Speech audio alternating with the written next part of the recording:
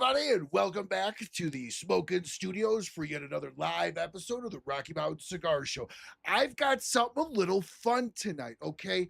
We don't know if it's actually gonna be fun. I hope it's fun.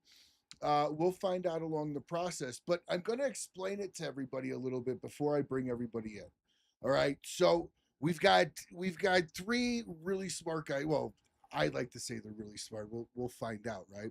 But three smart guys. Riste's really smart, but three really smart guys on the show tonight. We're doing the first ever Cigar Jeopardy style show.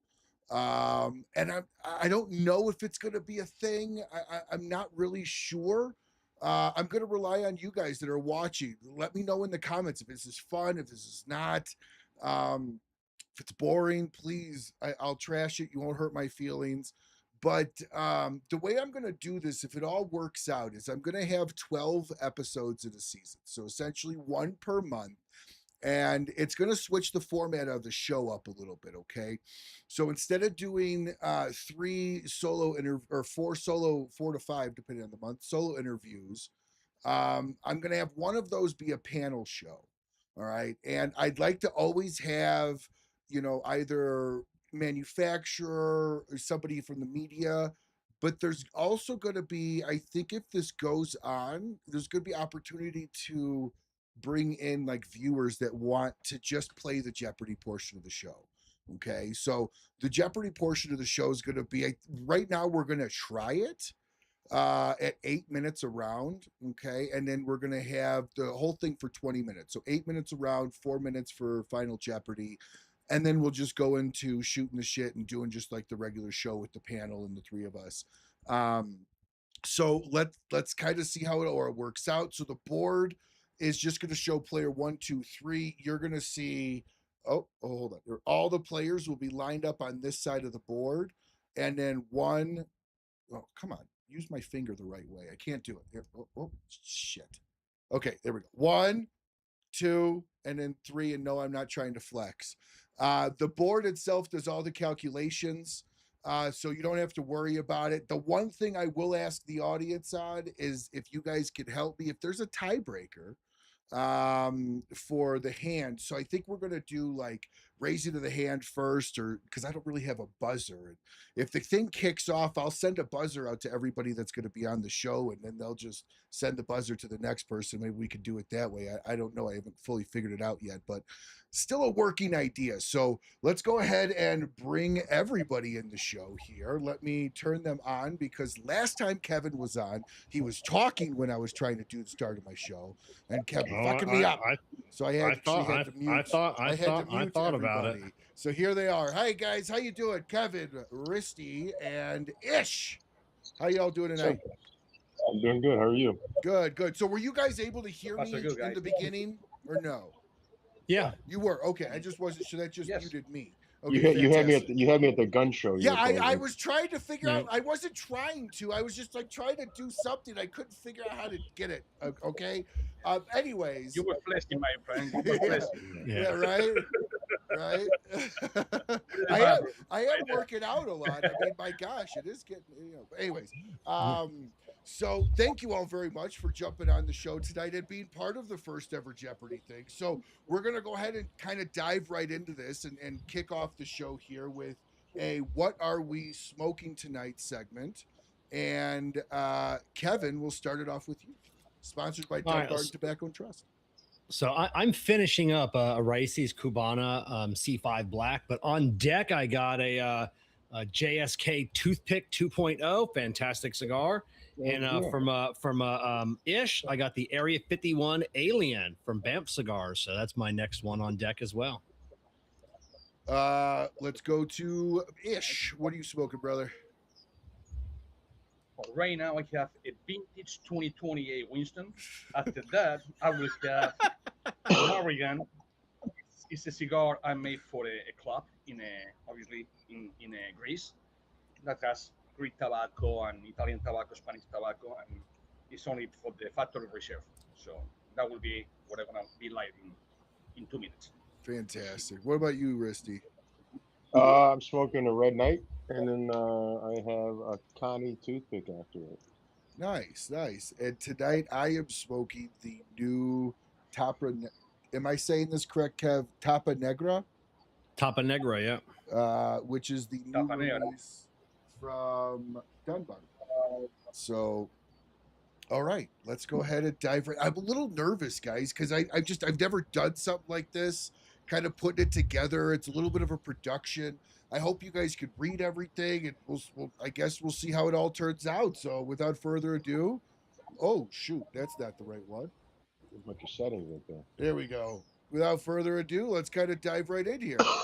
So the way this is going to play out, then, we'll just, I don't know, how do you think we should choose who goes first? I don't know. How do they do that on Jeopardy?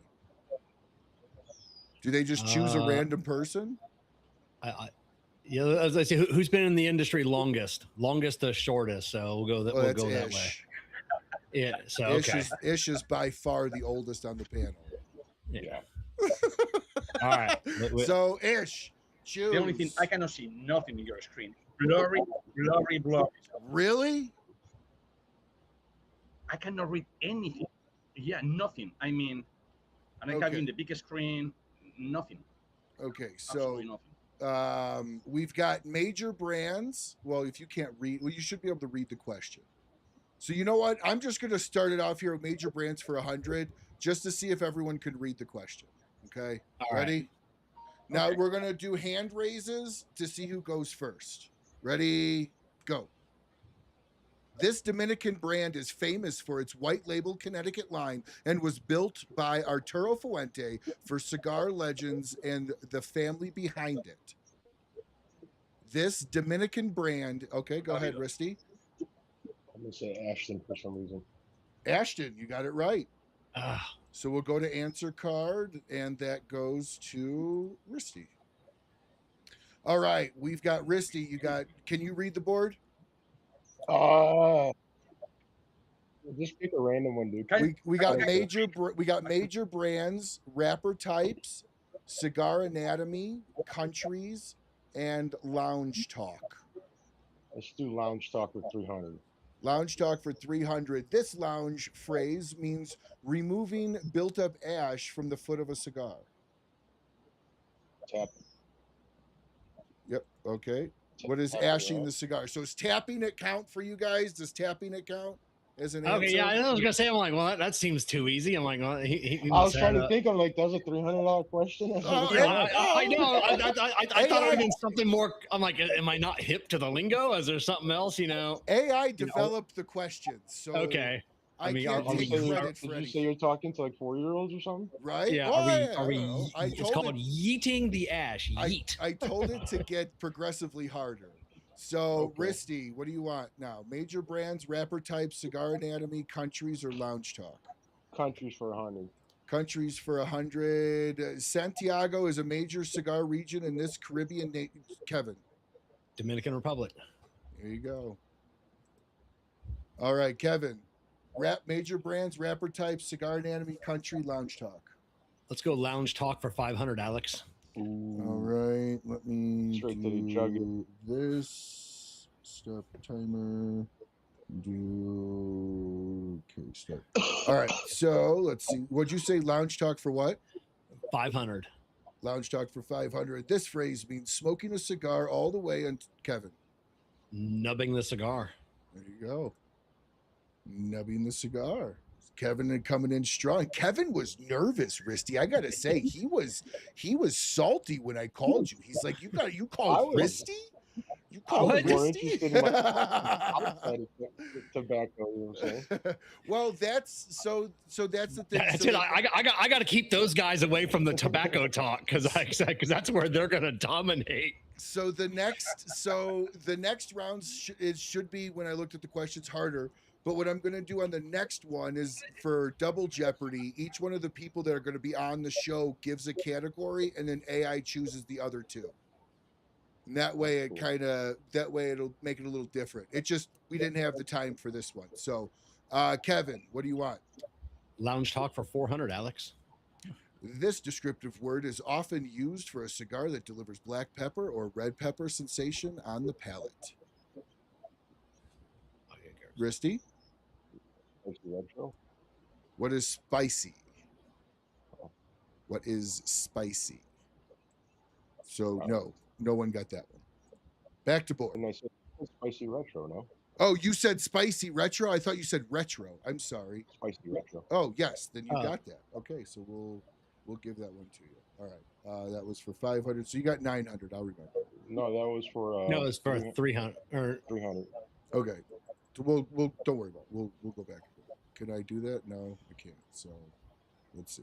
We did 100, which was Risty, and then 300. we did 300 was Risty, 500 was Kevin. And then countries for 100 was Kevin. Countries for 100 was Kevin. Okay. And I think that last question was launch stock for something. I forgot. It was 400. Yeah, there you go. So Yeah. we'll do Risty. Come on, Ish, you gotta get on the board.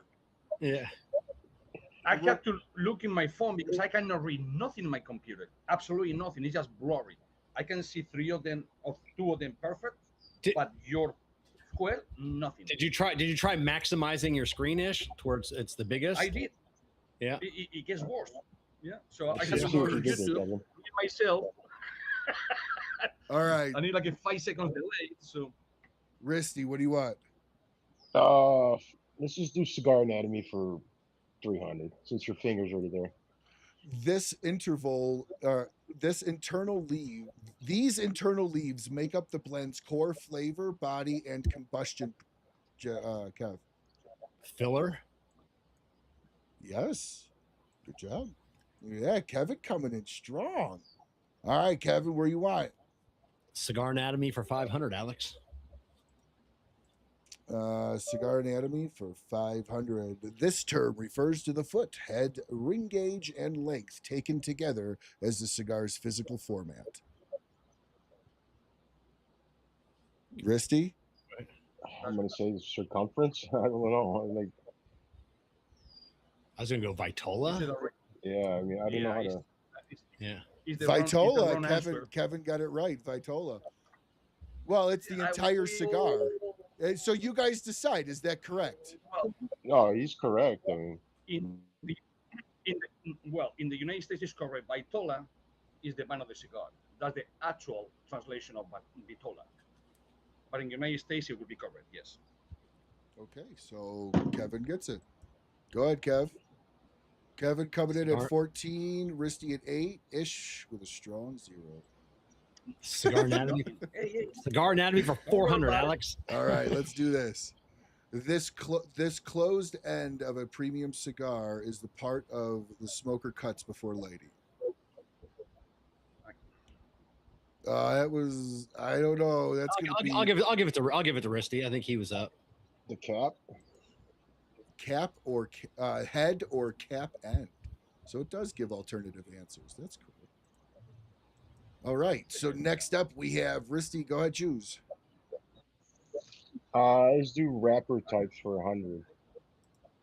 This pale wrapper leaf is often associated with mild cigars. Kevin. Connecticut Shade. All right, Kevin, go. Was that correct? I didn't see you put it up on the board. It was correct. Yeah, it's correct. It was correct. Oh, was it? Oh, Yeah. okay. Like it flashed. And I didn't see it. No, Tornado it was Connecticut. We all knew that. So yeah. Oh, okay.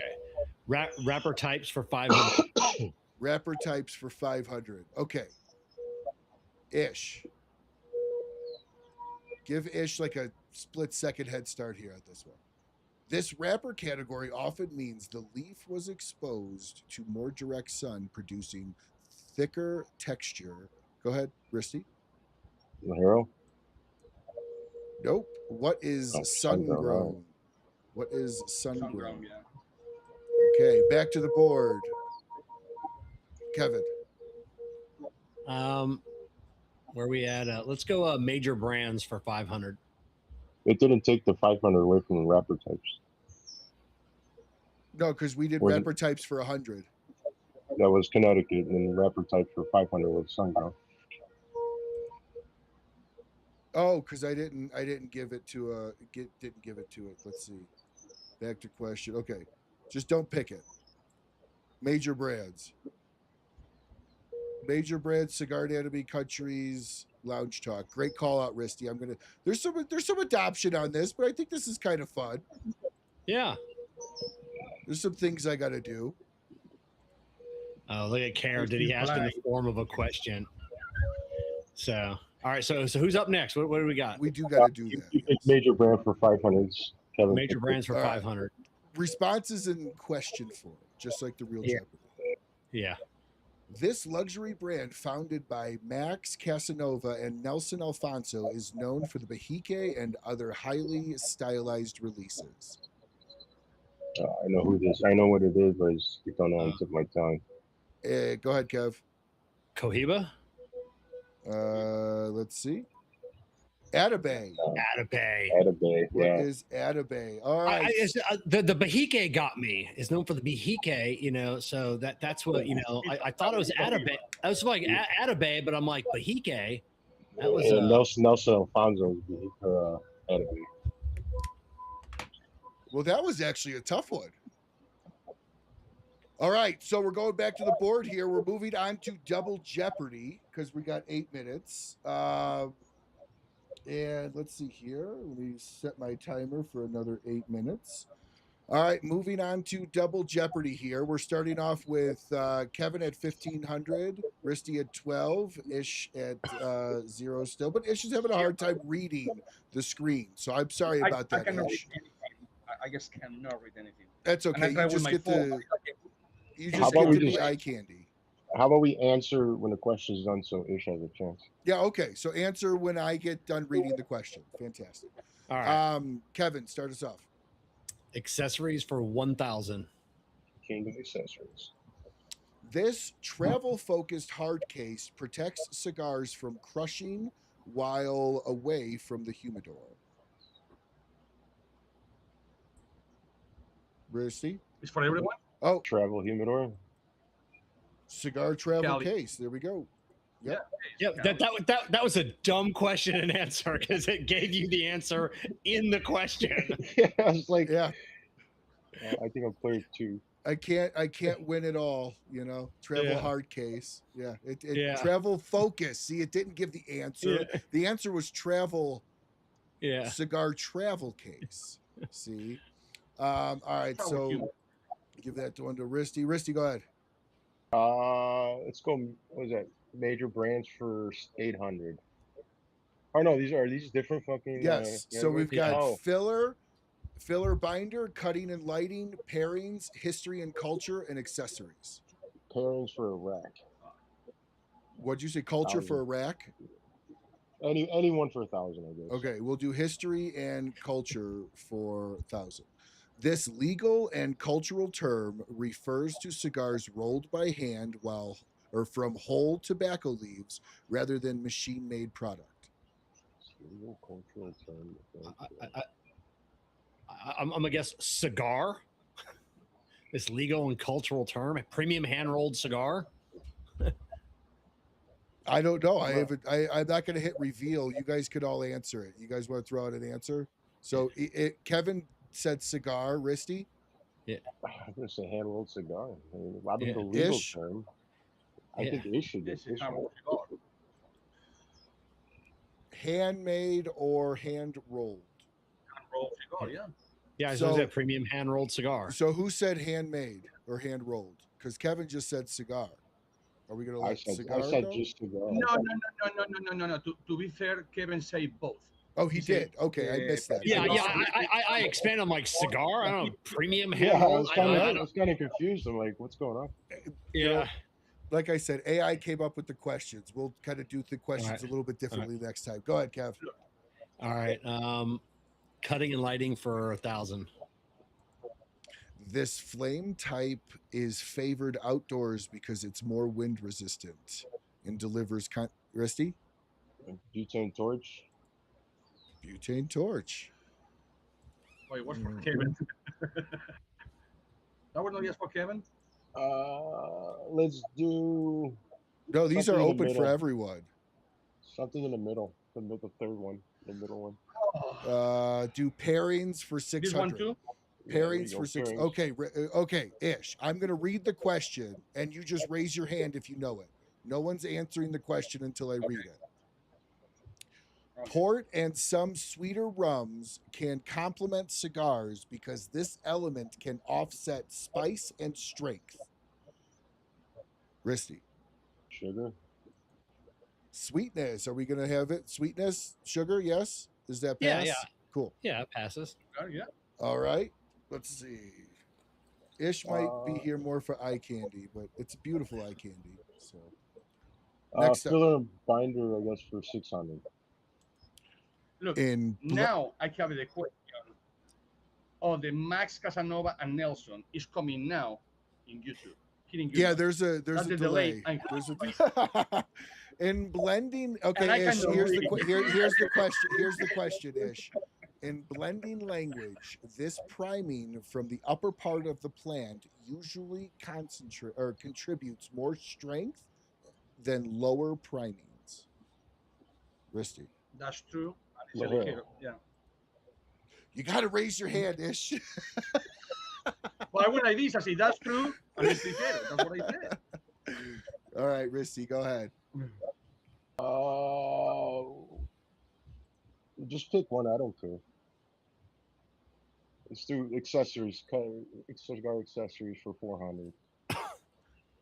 So, Collins, I want to address that. You can't do it like that because you've got it. That's not how Jeopardy works. Jeopardy's the first one that buzzes in.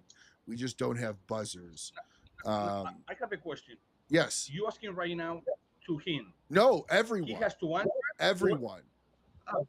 These are God that's damn. Jeopardy. That's Jeopardy. It's the first one to buzz. I Yeah. don't know what Jeopardy is. Yes, you just raise your hand if you know Just the say, man. answer. Yes, you raise your hand if you know the answer, and that's it. Ish thought you were talking to Jeffrey for a second. So if you so who is up? Cigar accessories for 600. All right. So Ish, listen to the question. This moisture device, often using Bovida packs or other systems, helps stabilize humidor conditions. Humidifier. Go ahead, Riste. What Ash said. Yeah. Okay, I'm gonna give that one to Ish. I'm giving that one. to Yeah, Ish. go ahead. I'm giving Go that one to Ish. Okay, Ish, you're up. We've got filler, binder, cutting and lighting, pairings, history and culture, and accessories from 200 to 1,000. Filler and binder, I guess. Filler, binder, Filler and binder. 1,000. 1,000, whatever it is. All right.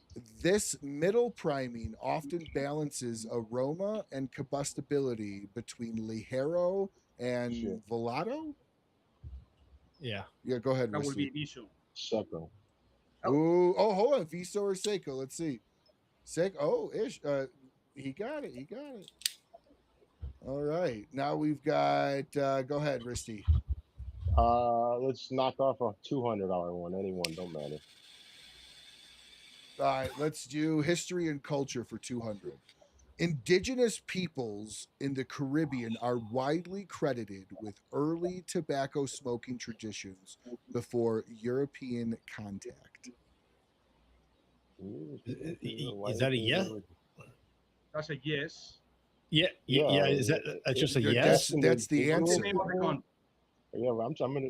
I don't know if it's asking who are the indigenous people or that's a yes or no question. I'm gonna say yes like everyone else. Who's the indigenous It's people? yes, the The Taínos. indigenous people. Yeah. Dish had it with Taino. Who are the Taino? Yeah, Taino. That's me. Taino. Yeah, Okay. it's got it. Okay. Yeah. All right. But yeah, Ish. that was more like a yes or no question. Yeah, I mean that would have been, in my opinion, like $1,000 one. I would never have gotten that one at all, dude. That was $100 question. Or Yeah, I $200 couldn't remember question? I couldn't remember the name. Good, All right. good job, Ish. What do you want to do, Ish? Yeah, choose for me because I cannot read shit. So yeah. Pick up We'll one. do pairings for 1,000, and then we'll go into That double sounds good. jeopardy. This Okay. Scottish spirit category, especially, you got to wait until I read the question, especially peated versions, is often paired with powerhouse cigars for smoky contrast and depth. Kev. Scotch. Yeah. The Scottish Da, da, da. Springs is it? Yeah. Scotty, Hey, you can't win them all right? So let's see. All right, so since it literally gave the answer on that one, we'll go back and drop that one. So we'll do pairings for 800. That was the easiest $1,000 question ever. Sparkling water is useful during a cigar session because it can do this between draws and sips. Clean the palate.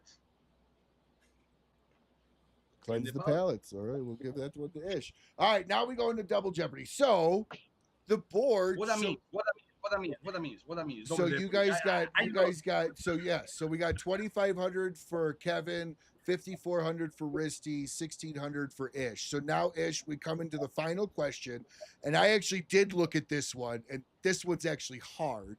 Final question here. You get to wager how much you believe. After you've read the question or heard the question, you get to wager how much you want to gamble against your knowledge of winning this. Okay, so let's see. Here's the wager screen. Kevin, what do you want to wager? 2,500. All right, Riste, everything? No, 1,200.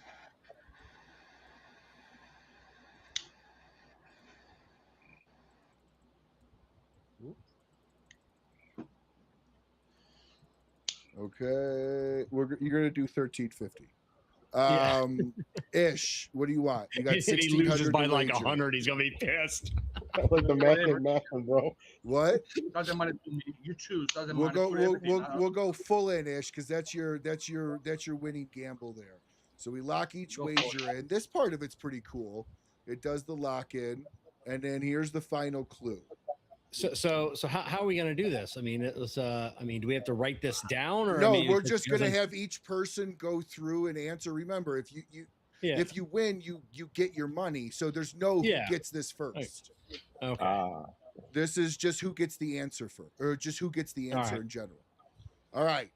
This Cuban tobacco region is widely regarded as the island's most celebrated source of premium cigar leaf and is especially associated with classic Habano prestige. So I'll give you guys, we'll do do do do do do do do do do do Yeah, I don't know. do 1 second. Do boom boom. All right. Let's see. Ish, you can go first. Pinar del Rio. Okay. Riste? Same. Pinot del Rio. Yeah. Okay. I don't know of another region. It was either that or Havana, Yeah, but it's yeah. not Havana. Pinar del Rio. Yeah. Bajo de Habana es Pinar There del you Pinot Rio. del go. Rio? Wow. Nobody got it right. No, whoa, I whoa, never- whoa, whoa, whoa, whoa, whoa, whoa, whoa, no. Vuelta Abajo is not a region. Vuelta Abajo is a name of a leaf. Pinar del Yeah. Rio is where Vuelta Abajo is done. Correct. So this is wrong. I'm gonna say you're wrong. Yeah. Yeah. Yeah. Good job, Jimmy. Right? So how did this one how did this one get wrong? So explain to me. If it's wrong, it's wrong. I trust you guys. But Okay. so what is Vuelta Abajo is like saying, I'm talking about my county, okay? So Palm Beach County is where it's done. And then Royal Palm Beach, it will be Vuelta Abajo. But what it's known for, it will be Palm Beach County, which is Pinar del Rio. And then Vuelta Abajo, like you see many times a cigar called HVA. That's Habano Vuelta Abajo. Yeah. Yeah. So So, that means- according to AI, the premier tobacco growing region in the Pinar del Rio province of Cuba is Vuelta Abajo. So so it's in Pinar del Rio. Yeah. It's So Pinar del Rio. Yeah. So it was technically right. It was just a smaller region of the area.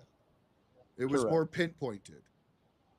But it's Yeah, okay. We gave but everybody. it said region. I mean, region is bigger than- circumference of everything. That's fair enough. Hey, I'm not going to sit here Yeah. and nitpick. You guys came in to Yeah. have some fun with this. So, all right. So we ended it with Riste coming out at number 1 with 6,750, Kevin 5,000, and Ish coming in at 3,200. So, all right. So honest opinion, everybody. I mean, everybody in the comments, honest opinion. Was that kind of fun? We're gonna change it up next time. We're gonna have the 3 guests choose a category for their own self. Riste, I'm gonna absolutely do the resolution thing to make sure that shows up better. But please, constructive criticism, and then we'll kind of just move on and banter. Because I've got a question to ask Riste too. Can you guys to believe this? Now the game is off. I can see your screen, your square, clear day. I mean, my score did get a lot cleaner. Like everyone did get a lot cleaner in the resolution. I have a feeling that the IT guy in the group here had something to do with this, and he won. You know, I'm not throwing that out there. You know, it's who's the IT guy? Yeah. Riste calling himself fat. You know, everyone can answer. Remember, yes, it's my own fault. I've been in July 18th. It will be 27 years. So half of my life living in the United States. But I don't watch programs. I don't have time. I can't believe you've never picked up Jeopardy in 27 years. Never. That's what I said. What it was. So I didn't know. We're talking about Jeopardy. Yes. I said, okay, let's talk about whatever. Okay. Yeah. Right. So, okay, honest opinions. Riste, there's definitely some constructive criticism, and I'm going to reach out to you afterwards to kind of help me theoretically I thought the concept is great. It's different from like other like cigar shows that are doing. You know, this, if I was not a guest, I would tune in and watch this just to see the intellect of who's on the show. But if you need help coding out your app or program, yeah, man, hit me up. Okay, cool. So you thought it was fun. Okay, awesome. Yeah, I would definitely watch the show. All right, Kevin, what about you? I thought it was fun. You know, like I said, the questions were a little, you know, hit and miss, but I thought it was. I wonder. Riste said app. I wonder if you could develop this on a phone so everyone that was playing, you would have a button to chime in. Would that be possible, or that's a little too hard? Yeah, that'd be possible. You can probably develop the app and host it. Let's just say, like, if we host it on a server I have, and then give the audience, like the audience version of the app, and maybe they can be the deciding factor who got it right or wrong. You know what I'm saying? Ooh, you can do it. Riste, we're gonna have some fun.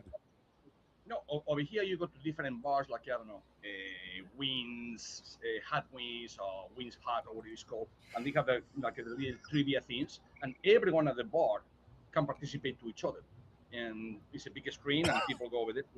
So it is possible. Yeah, like you could have the audience members. members. You could have the audience members. The audience members could get free A, B, and C questions while we don't get those, and then they can be the fourth contestant. It can be the 3 panels and versus the audience also too. Or choose one contestant. You know, like you call I have my okay. I pick up Kevin.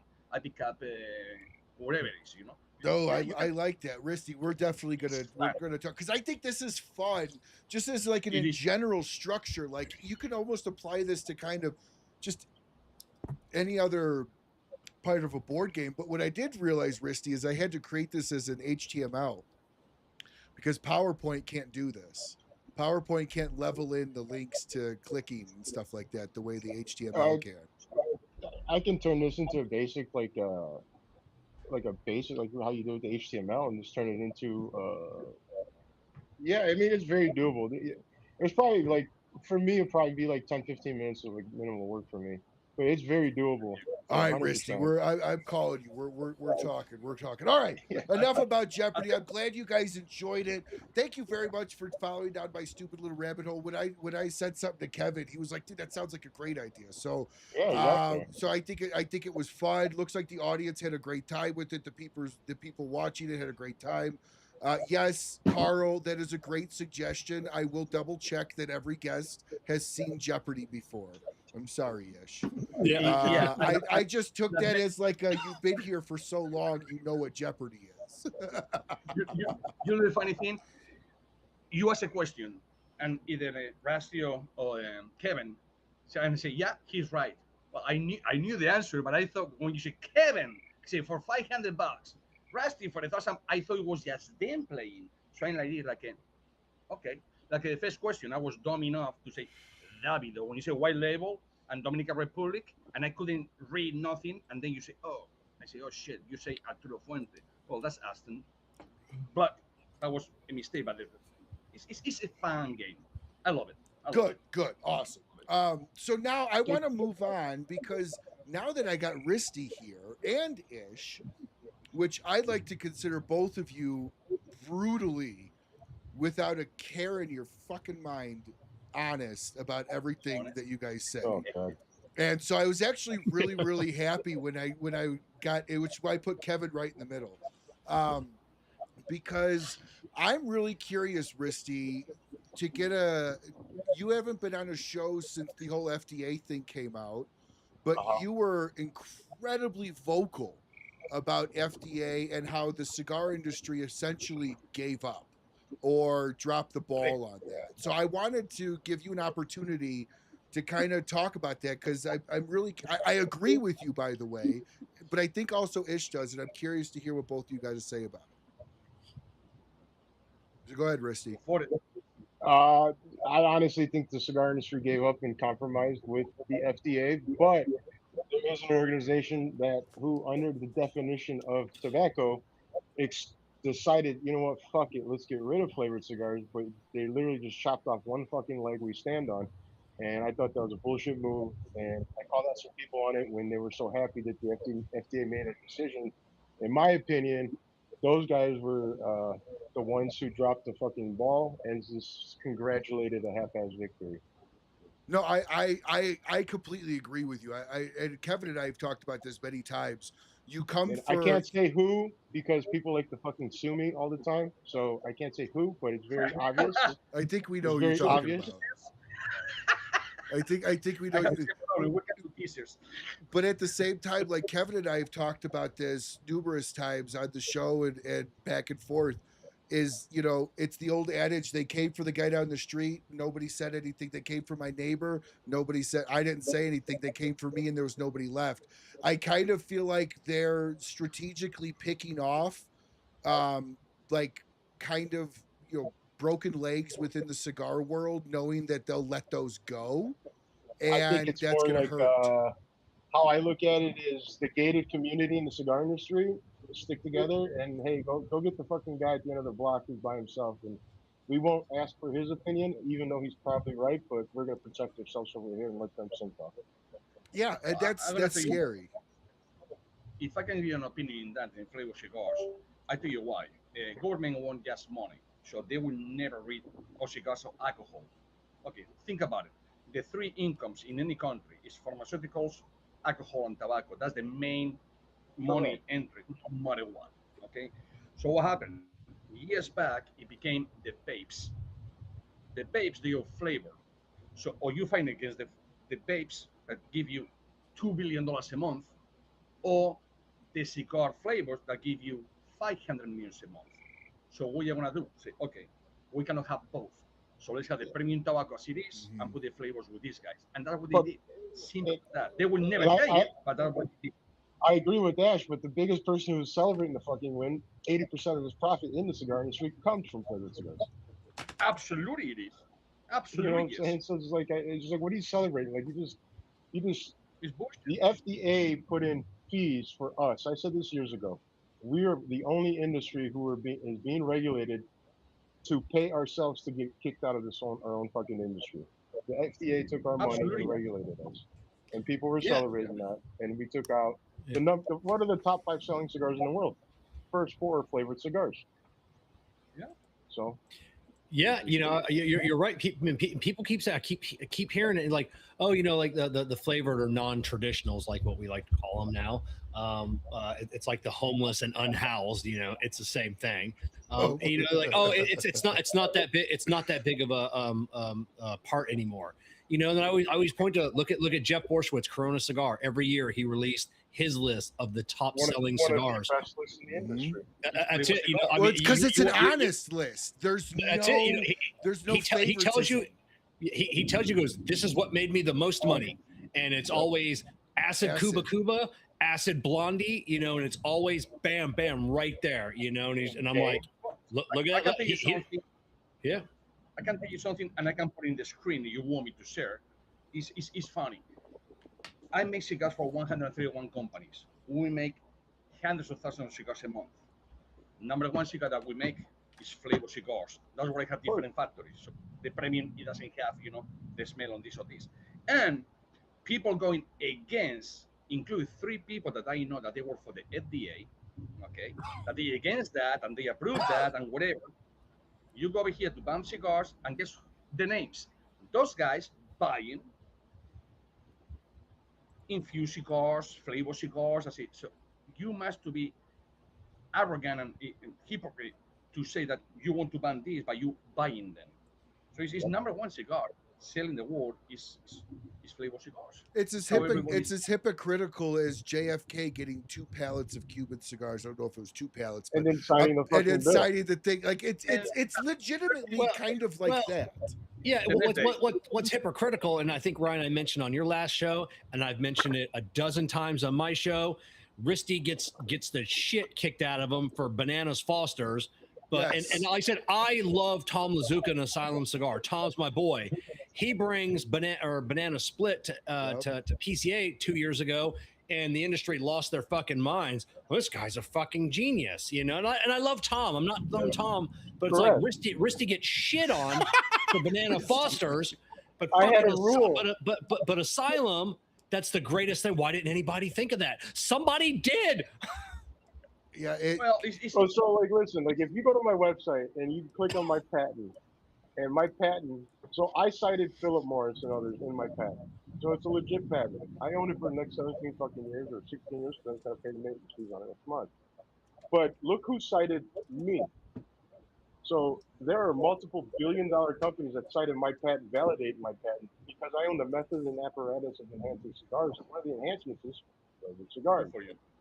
So if Philip Morris decided to come out with a fucking camel banana flavored cigarette, they have to pay me a residual, a royalty. And I have sent letters out to multiple companies who have cited me, and it's on my website. One of them is a multi-billion-dollar fucking corporation in the cigar industry in South Korea, who is now signing a contract with Philip Morris to import their products in the United States. Well, guess who owns that bridge coming into the United States? It's me. But I'm the fucking idiot. I'm the guy who they wrote a rule at the PCA not to come to the show. But another brand, Tom is a cool fucking dude, don't get me wrong. But they circle jerked around him and told me to go fucking pound sand. You know what? You're not the idiot. You're the guy that is honest and you don't care. I don't say yes to everyone. I have an opinion and I choose to voice it. Absolutely. Absolutely. You know, well, people that they know me, like these guys know me very well, they can tell you who I am. But most people, the new guys over there, oh, that guy is an asshole. Oh, I'm an asshole. Why? Oh, he knows the answers. Not in this Jeopardy when I had to. But not for Jeopardy, you didn't. This and that. Well, that's what I do for a living. So yeah, I know. He's an asshole. It usually happens to people like me and you because we walk into the room and the other people find out they're not as smart as we. So we usually get singled out and sent to the corner. You know what I'm saying? So it's like, why didn't the PCA reach out to every brand or every person who pays? I refused to pay a PCA fee. I told PCA when they came to my booth the last time I was in Vegas, and I forgot that cocksucker's name, Glenn Luke, which I don't give a shit. I can blast him all I fucking want. He walked up to my booth. He's like, "Riste, you already know the answer. You want to donate?" And I told him, "Go fuck off. Go next door to me." I tell you, the first year, you broke up a little bit at the end there, Risty. Yeah, we had like a tornado warning going on. You have weather coming for you, man. I can see the lightning behind you. Yeah. But that's just what it is, man. Like, I refuse to compromise and agree with everyone and say, hey, this is the motive. We should all get on this, even though the motive is wrong. Even though, hey, let's regulate ourselves out of this fucking industry. But, you know, whatever. So let me ask this real fast. Cuba acid flavored cigars have been long considered the gateway into cigars, right? It just kind of helps people get into that door. They were so welcomed 2000 era, late 2000s, early teens, middle teens. Yeah. When did that break flip within the industry where all of a sudden flavored's now bad? Is it strictly because of this case, or did it industry wise? No, it's because we didn't have enough money to fight the billion-dollar companies. I mean, prime example is the cigar industry will cut a $200 million check, but then Philip Morris will come in and cut a $1 billion check. And so we don't have the money. So the industry, when they say we, it's a small community in the gated community, said, fuck it, we already spent enough money, let's just compromise, and whoever falls off, falls off. Cigars, I don't know a person who's never walked in a cigar shop smoking their first year cigars not ask for flavored cigar. No. You know what I'm saying? What were you going to say, Ish? I agree with you, Riste. Yeah. No, that I say, you say when it came to this point, I tell you exactly when it came, with the vapes were allowed. And the main money with the vapes, not with the flavor cigars. Because, you know, you can have people theoretically for 21 and a half, but we all know that for people from 14, 15, 16, 17 years, they do the vapes. So, and vapes are killing people, but they don't care about that. So they have flavors, Oh, exactly. okay, let's go and do it. So, and they give them more money than the cigar in flavors. But it's the same thing like it's saying, you have like 2 or 3 brands, very well known, that they actually saying, my cigar is a premium cigar, but they use pipe tobacco, flavored tobacco, infused tobacco. Well, it's 3 things to be a premium tobacco. It has to be long leaf, no additives, and no filter. That's the only Correct. 3 things that you need. Well, if I put a filter on my cigar, god damn, I will be just in the main plaza. If I put pipe tobacco, whatever. But if somebody else do it, it's okay. Oh, you did good, man. You can call it premium. So depends who you are, depends how much money you are allowed to do this thing or the other thing. Not just in the industry, to the people outside, which is the consumers. And if we don't educate the consumers to know what is what, we're screwed. So it looks like we lost Riste. We'll give him a second to kind of come back in. He's going through a tornado right now. Yes, Yep. no, it was ripping and rolling. Yeah, it was bad. I know. I said, I was like, oh, I was like, oh shit. Yeah, it was ripping and roaring behind him. So we'll give him an opportunity to come back in here. It should allow him to jump back in. But while we're doing that, we will switch it over to I'm right here. this because I can do that. So, Kevin, it's one of those things that like Ish makes a really good point. I never considered vape as kind of a catalyst to the flavored cigar world. Did you ever even consider that point? I never looked at vape as a reason that flavored cigars might be gone after. I don't know. I mean, Ish makes a great point on that. Great point. I never thought about that. So because it has around that time period. Yeah. I want to tell you what I made that point. I don't make that point just, and we over here, everyone's supposed to be adults over 21, so I don't put that point out of my ass per se. And I'm importer, as you guys know. I import more vapes on a daily basis than cigars in a month. It's vapes, and vapes. And when people say, oh, cigars kill you, well, let me tell you something. About 3 people a day, they die for the vapes because they're chugging the vape, because it's chemicals in it, because whatever it is. 3 people every hour, something like that, because of the vapes around the world. Oh, yeah. It's literally collapsing the lung. It's collapsing lungs. But the vapes, it took everything. People that use marijuana, they're using the vape. People that they like strawberry, like they used to buy, I don't know, acids or whatever, now they use the vape. People that want a pina colada, go over there, and you see these guys talking and talking like it's not too much. So I see people driving and they go like this inside the car. I say, fucker, you need your wipers inside the car. You cannot see nothing. And it's just a vape. I said, what's wrong with you guys? But it's a multi-billion-dollar business. And it's killing the cigar flavor or cigar infused industry. Oh, for sure. Okay, so Brian Lewis makes a really good point here. Why, Kevin? I'll start with you on this one. Why do you think flavored pipe tobacco is okay? Flavored vodka, flavored alcohol, but flavored cigars, like no, like that's I never put the flavored pipe tobacco in that either. The pipe tobacco, that's just, and that's what's odd is, pipe tobacco is okay because smoking a pipe is regal.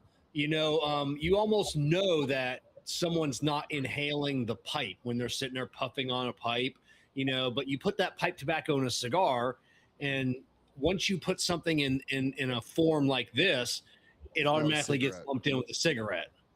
In my opinion, I think that's what makes pipe tobacco so different. I think that's fair. Well, it is fair, but actually, what happened? Welcome back. So what happened is that pipe, you don't put your lips on the wrapper, so you don't have the actual feel of the sweet tip of the flavor in your mouth. You have a device called a pipe with a little tube, with a little cup or whatever. So for people say, well, I had the flavor. One of the flavor you had the smell, anyways, because flavor and smell. Want me to go pick up the girls? But when you put the cigar in your mouth, it's already in your lips. Right. That's the difference of why one is more allowed than the other. See, it's just makes any sense. No, it makes sense, but it doesn't make logical sense, right? So, Riste, to get you caught up, Ish had made the point about, and again, I can't hear you. I gotta go. I guess there's a tornado like right up the road somewhere. We'll catch up with you, brother. We'll catch up. Thanks for playing, Dad. We'll catch up. So, again, I never thought of that point, Ish, that flavored started to be kind of an issue when vapes became a thing. Yes, I just absolutely. never put two and two together on that, but that's a good point. So, Kevin, let me, when it comes to Stillwell, all right, Stillwell, would that be technically a mixed filler? Yeah, I mean, it would be a non-traditional cigar. It would be, it would be a flavored, in the eyes of the FDA, anyways, because there's something else added to because it's a premium long fill cigar, but there's something added to it. But is that short filler tobacco, pipe tobacco, unflavored pipe tobacco considered enough to? Well, it's not unflavored pipe tobacco, so it's flavored pipe tobacco. Well, not all of them. No, it's Perique. It's Perique, Red Virginia. Yeah. That's not flavored. I don't think he actually puts aromatic pipe tobacco in it outside of the aromatic itself. Yeah. Well, Go ahead. I think the aromatic pipe tobacco that's in the aromatic number 1 or 2 is a flavored. That would be a pipe problem. Tobacco. Correct. Oh yeah, like the Old English, like I said, that's not a flavored. But would that be an issue? I think that would be in the eyes of the FDA because, like Ish said, like I said, you have like your 3 things, and you can't add no filter and no additives. That's it. Yeah, no. I think they call it like no characterizing flavors, but even adding a pipe tobacco that's a Perique, that's kind of a characterizing flavor, and it's also you're introducing another product, not a cigar tobacco into that product. So I think in the eyes of the FDA, anyways, it's going to be a non-traditional cigar. Yeah, I guess you go ahead, Ish. Sorry. You guys know that in the plant, the tallest leaf, everybody will say ligero, which is not. The tallest one is the Corona. Okay, the Corona is only specific to make one thing, and is what? Pipe tobacco. If you do just pipe tobacco for the Corona leaf on the plant, the tobacco plant, that will be non-flavored. But when you add things that everybody does, first of all, you have to add. It has to be moist, right? So you have to add something, glycerin, whatever you want to put it.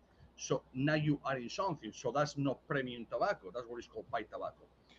But people don't understand that even a Cuban sandwich per se, you can still call premium, but it's premium leftovers.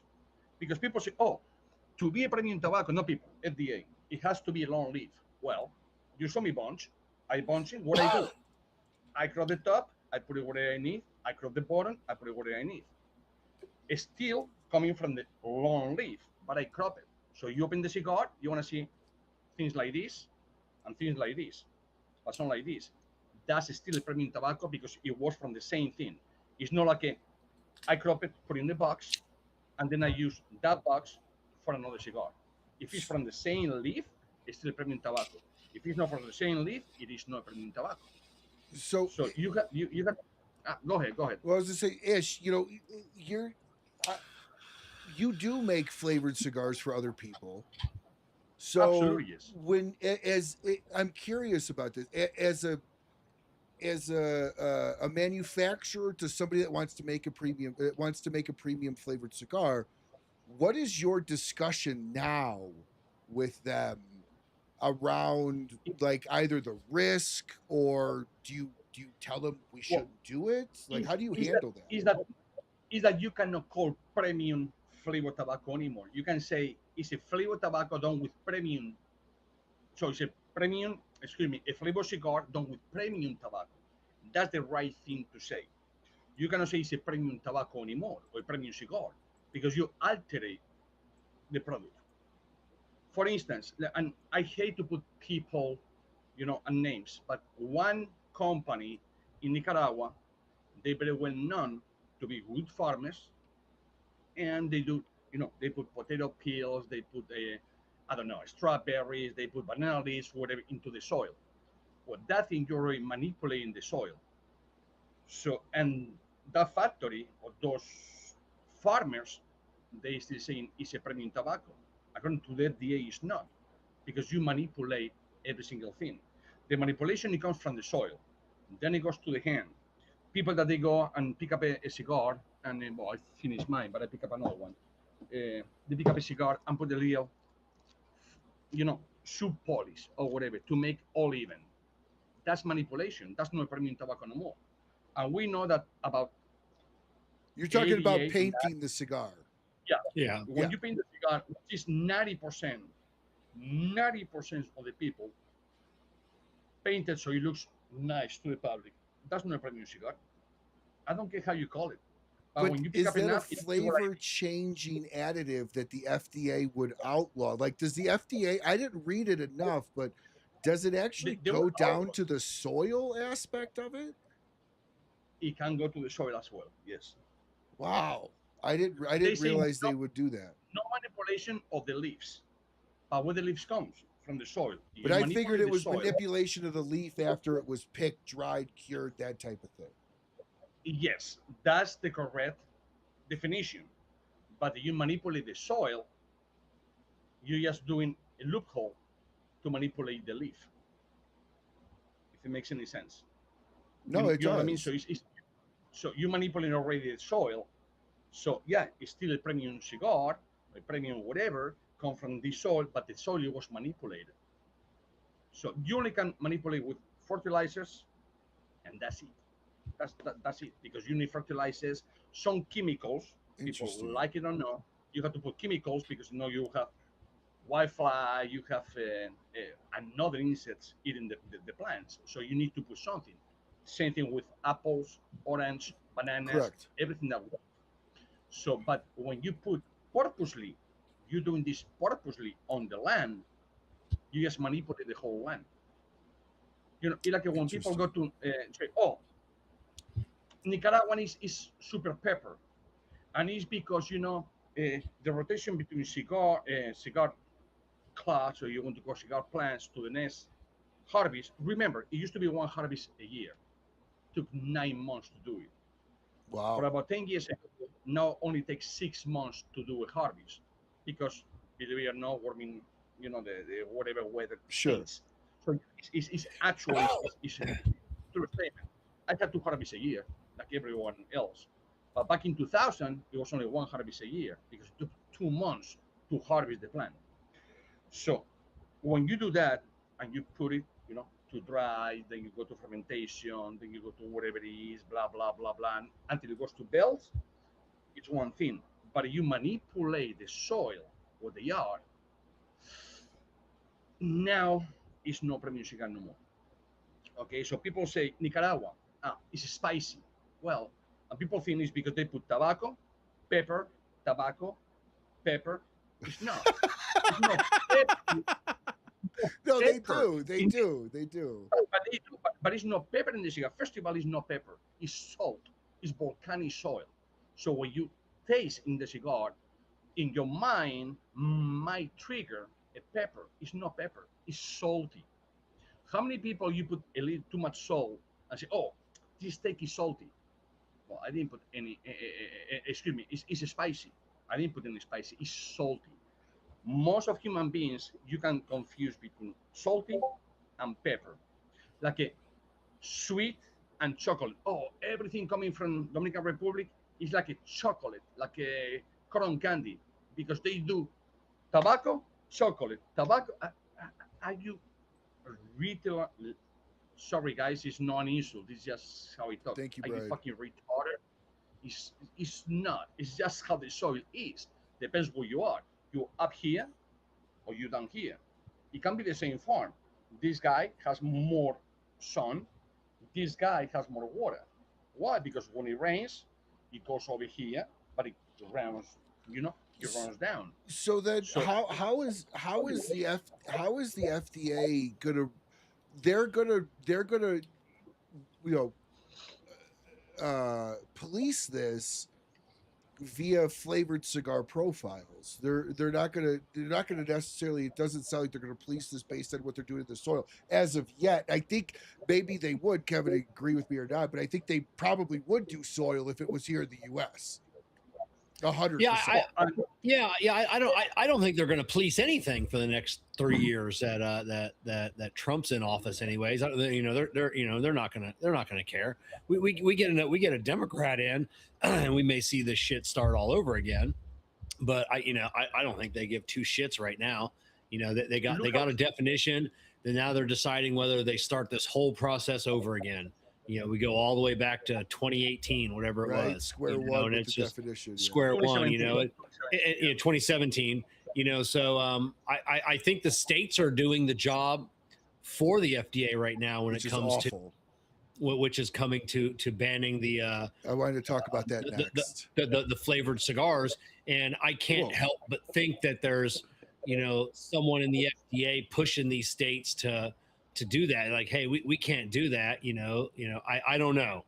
I don't know. You make a great point. It's kind of like what it was shown during what the government was doing to social media is, you like your platform regulation, we suggest, maybe policing it like this. The federal government actually can't go in and curtail it because that's a restriction of First Amendment, but they can kind of lay leverage on a private business to do that. And I think what you're saying is they're kind of laying that leverage within the states. And you see it with what New York just proposed, a generational smoking ban. Yeah. But You have think about Hawaii and another state that's doing it too. Yeah, but think about it, it's so stupid, the tobacco regulations. Like the main problem that they thought it was it's not a problem. Like, oh, if the cigar, talking about flavor cigars, it smells like a strawberry or like a gummy bear or whatever, maybe the kids want it. Man, I was 2 years old when I have a pack like this on Winston, go like this, peel, and it was chocolate, and nothing happened. I still normal to a point. But it's so retardation that you do that thing, but then it's okay to have shampoo looking like a teddy bear. Well, what about the kid? He's gonna They're gonna drink the shampoo. Yes, right? It's logically it applies okay. to everything. That's okay. It's stupid. Now, Kevin, You know that everyone that is under 21 years old and goes over there and less than day 14 and look like a fucking 50 years old, you want to call the guy. Oh yeah. Well, I can tell you right now, when I It's was smoking as a teenager, okay, I'm 41. All right. So we're talking, I started smoking cigarettes around 13 years old, 14 years old. I would go stand next to the gas station with a $5 bill, and the guy would buy me a pack of cigarettes and keep the change. Now you got to give them a 20. I don't know where they're thinking kids are getting the money to smoke cigarettes, but they are. That's where I think the vaping is more favorable because it is cheaper. It is overall cheaper on that. But like Kevin, does a lot like you were known for a while as the acid guy, as flavored cigars, and you reviewed, I think, almost probably every single acid cigar Oh yeah. created, for sure, since you've been doing this. Does something like this, first off, two-part question, did you ever have any ambitions to actually push do your own flavored cigar, and does something like this stop that? It doesn't stop it. I never really had an ambition to do my own, flavored or non-traditional cigar. Yeah, I mean, I started off with acids like a lot of people did. It was just an easier cigar, and then so I also a little bit different. When we first started off, I followed the numbers. On YouTube. YouTube was the big one when I first started.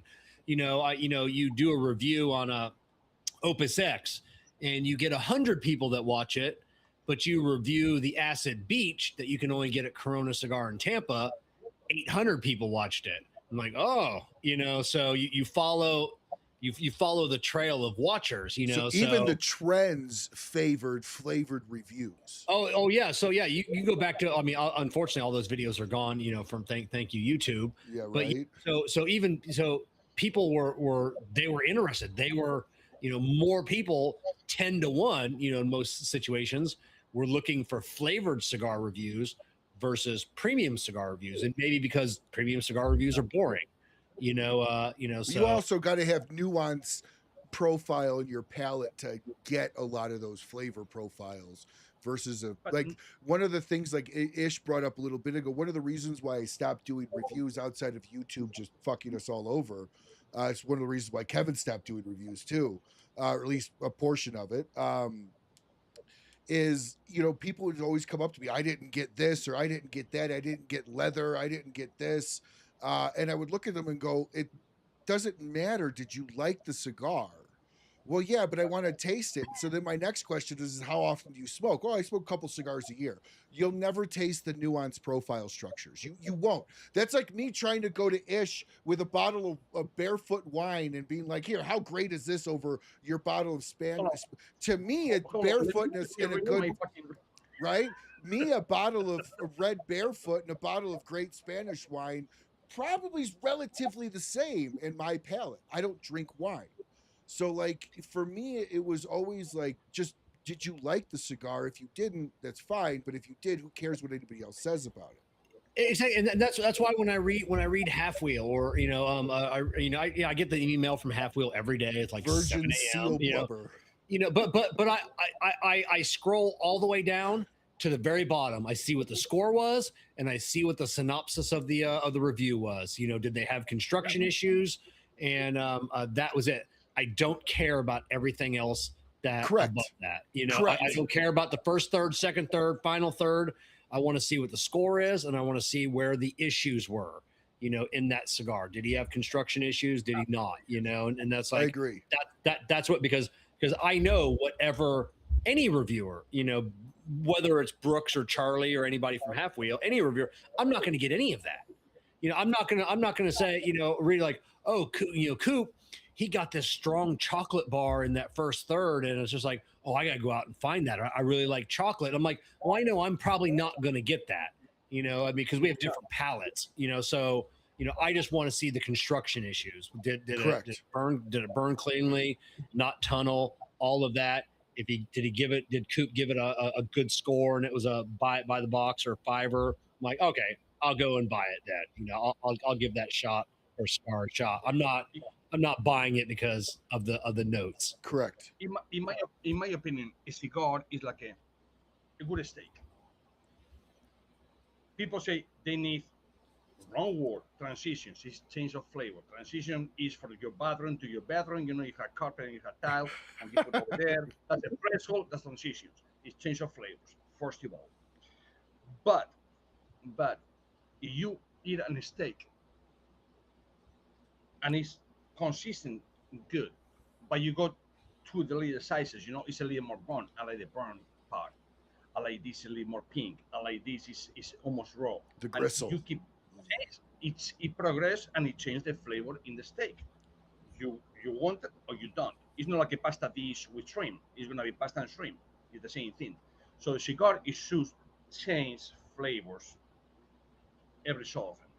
Again, remember it's the same leaf, but the same leaf it can be thicker over here, thinner over here, thicker over there. So it's gonna change the flavor a little. But in But for changing people the to flavor, though, Ish, you're not referring to like again, when you're talking about changing flavor, you're talking about somebody that knows cigars enough to understand a transition has happened. Because if yes, you don't, it just change of flavors. well a change of flavors in that profile has happened. I would say Yeah. 99% of the cigar community probably doesn't don't have have a profile enough. Like I'll tell everybody, I can taste changes. I can taste profiles when it flips. I can taste it. I can't pick out the leaves like some other people can, but I also don't have a palate refined enough to tell somebody if $100 cigar is worth it. But So Ryan, like, what it literally pissed me off a lot is when these guys come over here, like the cigar police, or this tastes like cinnamon. First of all, it's not cinnamon in cigar. It's called ginger, because ginger is a cigar, not cinnamon. Sweet is because the cigar, what is a cigar? It's a leaf, make of two components. Actually, two components, water and honey. That's a cigar. That the plant is water and honey. Prove me wrong on that. So obviously it's gonna be sweet, it's gonna be this, it's gonna be that. Now, you uphill volcanic soil, it's gonna be salty because the ground is salty. So that's where people come like it's peppery. Oh, but they say, oh, it's pepper.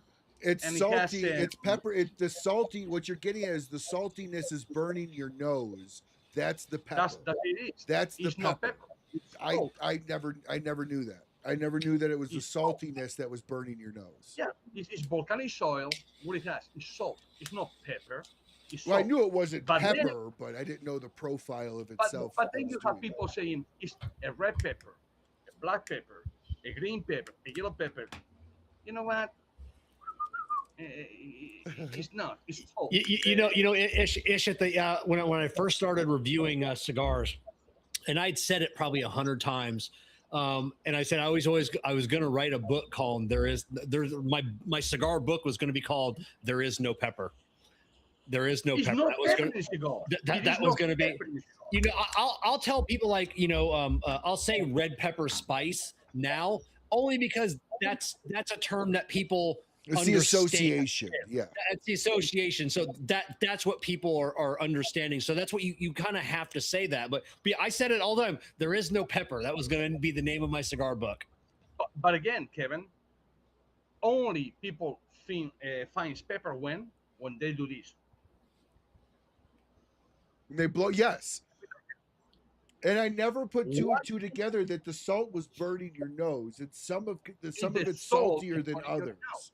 I never put that together. A cigarette, it will Doesn't burn never your burn my nose. because it's two things: alquitrán, which is the asphalt done in the roads. Even pipe pretty tobacco bad for you. doesn't burn.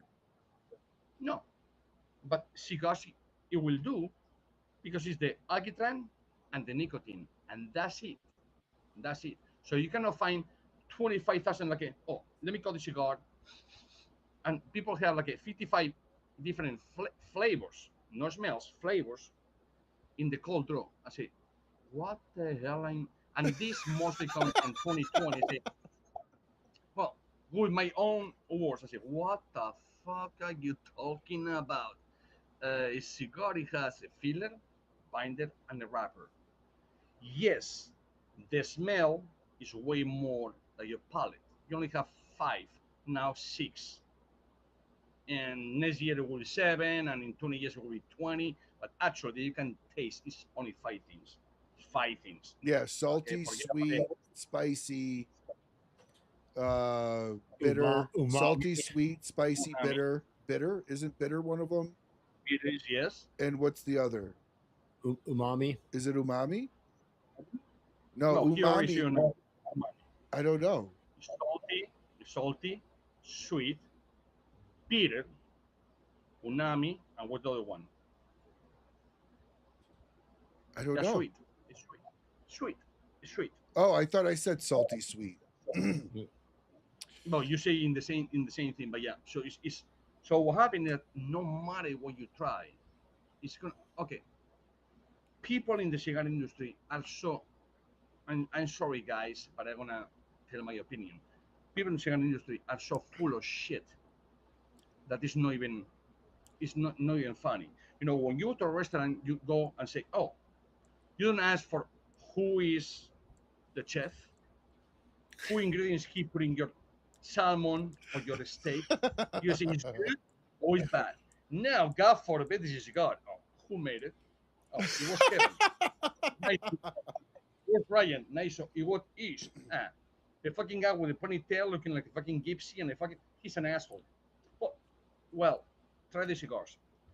Oh, now I love the cigar.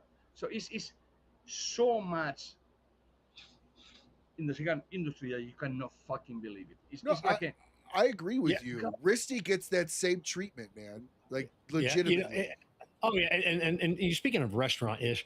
The biggest ripoff I've been seeing this fucking farm to table bullshit restaurant. You know, Karen and I, we were in Louisville, and we went to this shit restaurant that was really known because it was hyped up. It's farm to table. Everything's fucking farm. Chili's is farm to table, motherfucker. You know, it started off as a farm. You know, unless you're having dinner. Now they're like in West Palm Beach down in Florida. Like there's like a 3 or 4 year waiting list for that farm to table. You have dinner on the farm. That's farm to table. Like you can look out and see your vegetables. You can see the animals that are still alive that next week's people are eating. You know the name of the animal. This is a lean, the jury. So that's farm to table, but Chili's is farm to table. So I'm just throwing that out there. You know, so stop paying more. I don't disagree. I think we're, as a society, you know, for instance, everybody here knows Travis Pappenheim, right? Yeah. Okay, so he's no longer in the industry for whatever that is, but Oh, Hold on. I say yeah before he did. How many points? 1,000 to Kevin. So for the bonus question, for 500 question, what does Travis do now? Yes, I do know this. Absolutely nothing. Retired. No, he has a knife sharpening business. Knife sharpening, Cowboy knife sharpening. Yeah, but one of the things that, like, he is diabetic. He's diabetic, and he'll be the first to tell you. This goes to your point. Both of you guys made this point. Travis doesn't know what chocolate tastes like.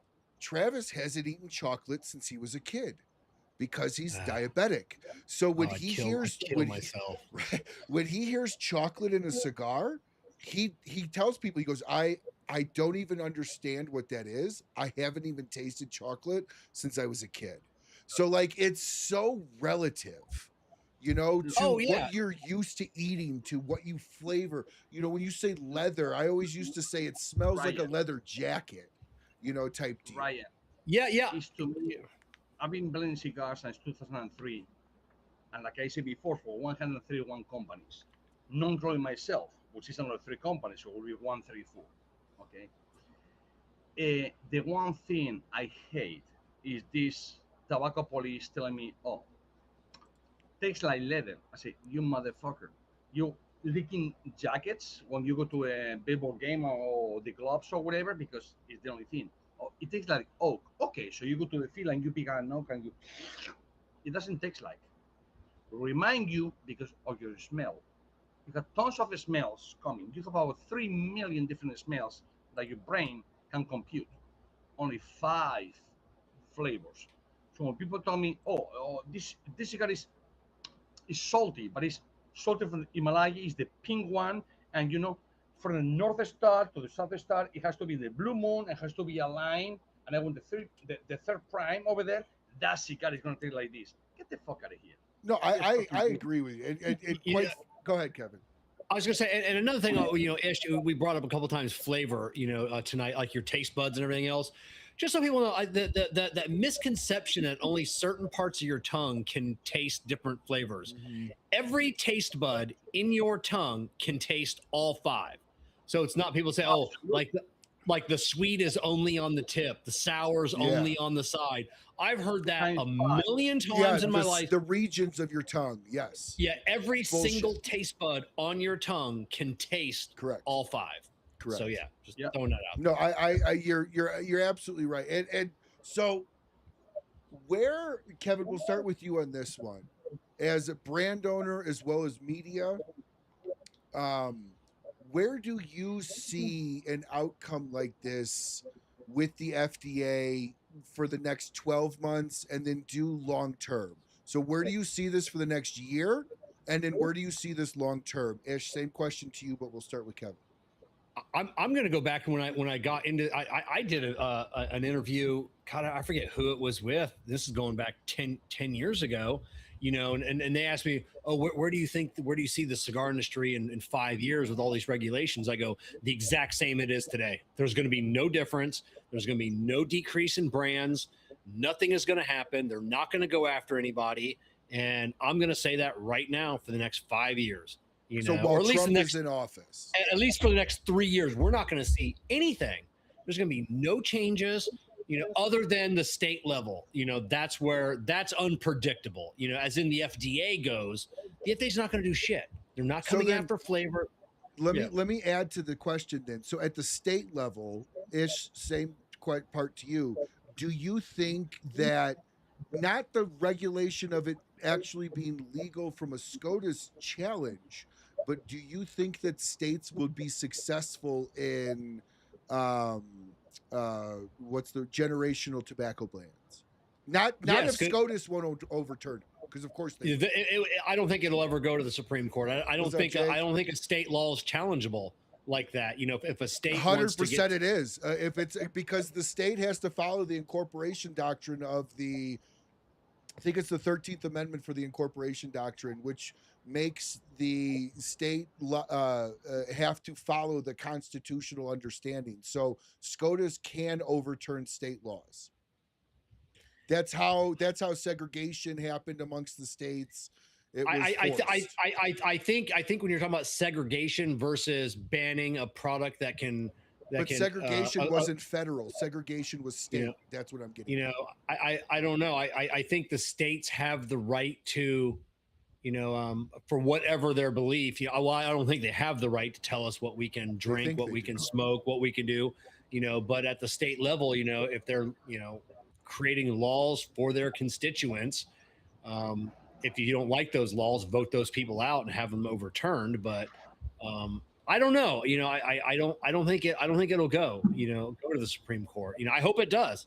I hope one of these states that enacts it. You know, we get an industry that sues. You know, or a person, and it goes all the way to the Supreme Court. You know, but I don't know. I don't see that. I don't see it happening. I don't know. Ish, what do you think? So let me recap. Where do you see this with the FDA ruling in the next 12 to 3 years? And then do you see states actually voting in generational bans? It's going to be, for me, with the FDA, I'm not going to put 2, 3, 5 years. The FDA lost control 100% already. Okay, so they are like in handcuffs. They can't do much about it. Right now, who regulates the whole thing is Customer Patrol, TTB, and the FDA is just not even secondary, is the third party to approve when you bring your cigars into the country.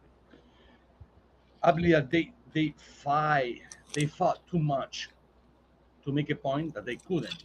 And I believe that the FDA is going to be gone within this year. It will be something else called no FDA, will be whatever, blah, blah, blah, blah, blah. So you mean the actual organization is going to be changed or put out? Oh, no, it's going to be gone. It should be. And all of this should be at the state level. As much as I disagree with the state, as much as I disagree with everything sin law, okay? For those of you that don't know what I'm saying when I say sin law, there's something called sin tax, right? These are taxes that government levies against actions they don't want you to do anymore, Okay, so extra taxes on tobacco, extra taxes on alcohol. Those are sin taxes or sin laws. Guys, Hey, special guest in the house. that's the best part of Ish right there. How you Miss doing, Oliver Carrie? right here. I tell you what, she makes a great curried goat with rapini, right? Am I saying that right? Rapini bread. Yeah. Rapini bread. Oh my gosh, it's fantastic. It's enough to make you say hallelujah. You know, I've had goat offered to me and I can't eat it only because 20 years ago we used to have this the great guy, Haitian guy, used to come into work and he'd reheat goat in the microwave. And it would stink up the entire break room. And we couldn't go in there for like an entire day. So whenever anybody says it, Ish talks about smell, you can remember 5 million smells. You just talk about cooking goat, and I go back 20 years ago and I smell goat in the microwave, and it's the worst smell. Well, I will tell you, if you have the opportunity, Kev, retry it with Carrie's curried goat with the rapini bread. Oh, I tell you, you'll just be picking up like this all day. I should love it because when I was amazing. A baby, I couldn't drink cow's milk. I had to drink goat's milk as a baby. So you think I'd like goat already. So but I don't think Haitians, they don't curry their stuff. No. It was just a chunk of goat in a bowl, and he'd reheat it. Oh, yeah. That had to be tough. You guys, I teach her to speak English, so she doesn't have any accent whatsoever. Yeah. Ish, you have enough accent for you and Carrie. Okay. Yeah. and Niska, and the neighbors, and the other neighbors. Right. You have enough accent for everyone. So thanks, Carrie. It was great to see you. Yeah, good to see you. So that's the angel that puts up with this guy every day. Yep. Let me tell you. Right. Right. I'm going straight to heaven. Right. Yeah. And let me tell you. Shoot somebody in the head. She rock'em sock'ems Ish too. So when Ish gets out of line, Carrie lays the law down. Let me tell you. But no, and so do you think that like I have a huge problem with the generational ban actually becoming a thing here, because so much of this country was founded upon tobacco, and I kind of feel like we're going backwards and forgetting everything that built this country. And I don't understand why the state, it makes no logical sense why the states are doing generational ban. They're not doing it for alcohol. And Kevin, you and I have talked about how many times alcohol has destroyed, ruined, wrecked, crippled more lives than anything on the planet. So when it comes to monetary, they're looking at how much are states spending on the health effects, of tobacco versus alcohol. Now there are, cirrhosis of the liver, you got DUI, people getting killed, but when you come to tobacco, states are spending hundreds of millions of dollars a year, on Medicaid, Medicare, people that from the health benefits of tobacco. So I understand where the states are coming from when it comes to a generational tobacco ban. But, I think there should be a carve out, for, not just because we're in the tobacco industry, there should be a carve out, for cigars. I said, because you're not seeing those health effects because of cigars. You are seeing them, like nobody's going to say cigarettes are good for you. Nobody, but so I see where it's coming from. But at the same, go ahead. Let me tell you something. 2020 in March, we had the so-called pandemic. Well, how many people you heard that they die for smoking cigars, or even this bullshit is smoking right now, a cigarette? None. Because nicotine is good for your body, as a matter of fact. Your body doesn't produce enough nicotine, so you have to inhale somehow or put in your mouth, under your tongue, whatever, and it will help you. And it's many doctors telling you that. But it's funny how they want to ban something that cure people. But again, it's not pharmaceutical. If it's not pharmaceutical, and you're curing people or you're doing something, guess what? It's bad for you. You got to take this pill, and this pill. You know what I mean? So it's literally fucking stupid. No, Stupid. it is. And I think there's that clip from, I think it was Theo Vaughn, had someone from the CDC or someone on, and they made that point, said during the pandemic they saw all of these things, and he goes, you know, the one person or the one group of people we never saw any issues with, smokers. You know, and it's like with smokers, nobody was dying of COVID. Nobody was, and I don't want to say nobody. I don't want to say that, but they were seeing, you know, smokers didn't have any, so I have a theory behind that, actually, and it's my theory only, never investigated. I think when you're cigarettes, and this is just coming from another cigarette smoker. I was a cigarette smoker for 20 years. Okay, so I think when it comes to like lung issues, as a cigarette smoker, I usually got over them quick because my body was always used to having toxins in my lungs, like all the time. So it was like used to being crippled, so it didn't hurt. But again, that's wrong. I've been smoking these things for 41 years. I've been smoking these things, cigars, for 40 years. I got to cut two guys, he's 43 years old. No, I'm 52. I'm just he came out with a cigarette. So I came with gloves on my hands, fucking helmet, and a cigarette in my mouth. I swear to God, that's how I came, of my mother's uterus. But anyways, so what happened is that the nicotine, it helps about 190, 195 diseases out there, including cancer. If you think about it, and you do Google and people now the ChatGPT, whatever, do whatever you want. Most people dying for lung cancer and non-smokers. Non-smokers. There's a lot of non-smokers. There's a lot. And in fact, I used to do marketing, and I specialized in marketing for medical and law, and I used to work a lot with oncologists. And I asked several oncologists what forms cancer in the body, and a lot of them were under the impression that like everybody is born with it. At a certain point in time, your body just no longer can fight it, which is why kids get cancer, because their body wasn't born strong enough to fight it away. And adults get it sometimes in their body. But to Ish's point, my granddad smoked pipes, and he inhaled pipes, like pipe after pipe after pipe, unfiltered pipe.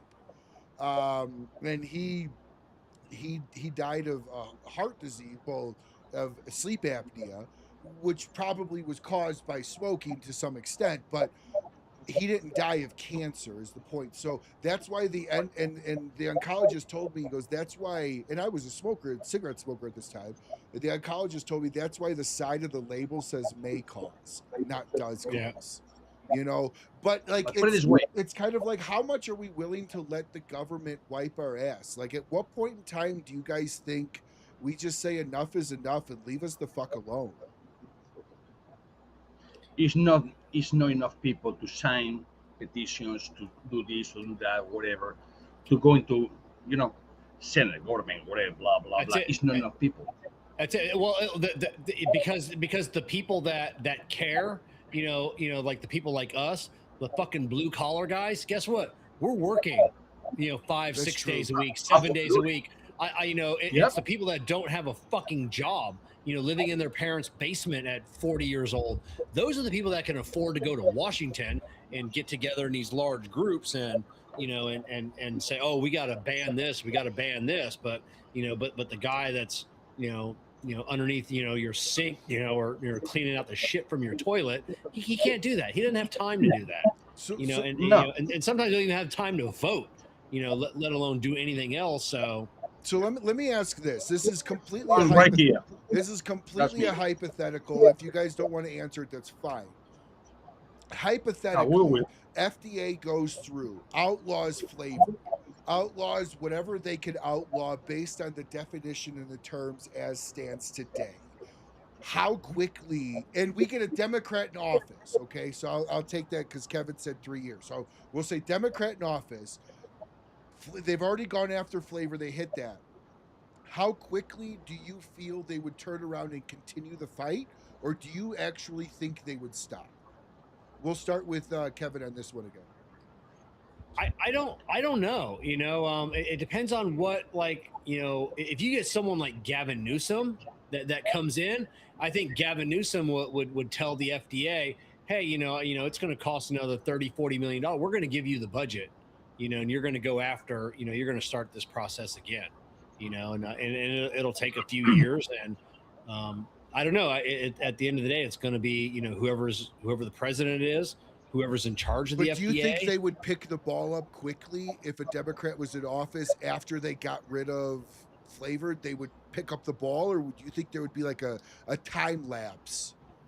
I don't know. You know, I don't know on that. You know, that's a tough call to make. What do you think, Ish? Do you think there'd be a time lapse between doing what they wanted and going after regular cigars? I believe that what they tried to do, and what is going on right now, different presidents, shut down the whole thing, nonsense. And remember, the president that we have right now, he doesn't smoke, he doesn't drink, he doesn't do. But his sons do, and he's in favor of it. Well, his son buy my cigars. I've been in that house for 21 years. So I've been in Mar-a-Lago 2 or 3 months ago with a H. Gray, myself, or whatever.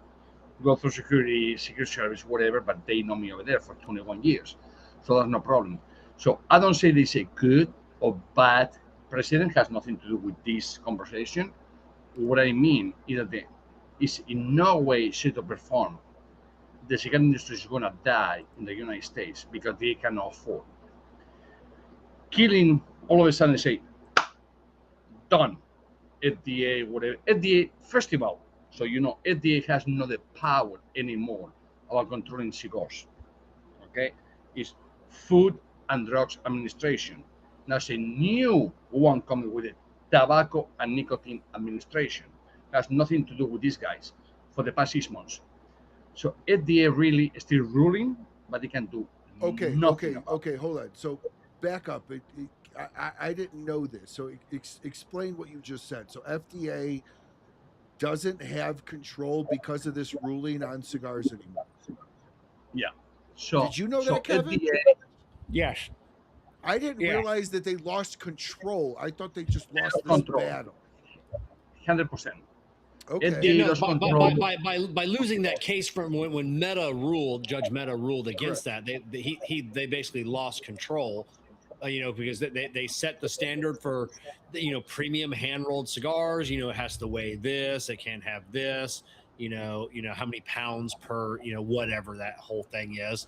You know, and as long as it meets those, you know, requirements, they have no control. They can't do okay, so I misread that then. So as long as those requirements are met, FDA has no oversight on it.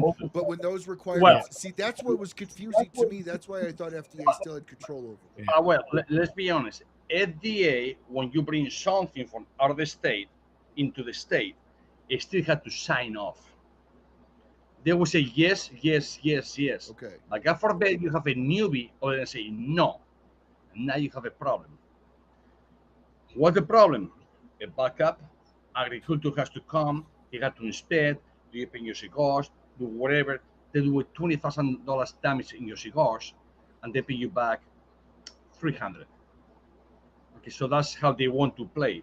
But FDA has nothing to do anymore with the cigars for the past 6 months. They cannot rule if they come to the country, if they premium cigars, if they flavor cigars.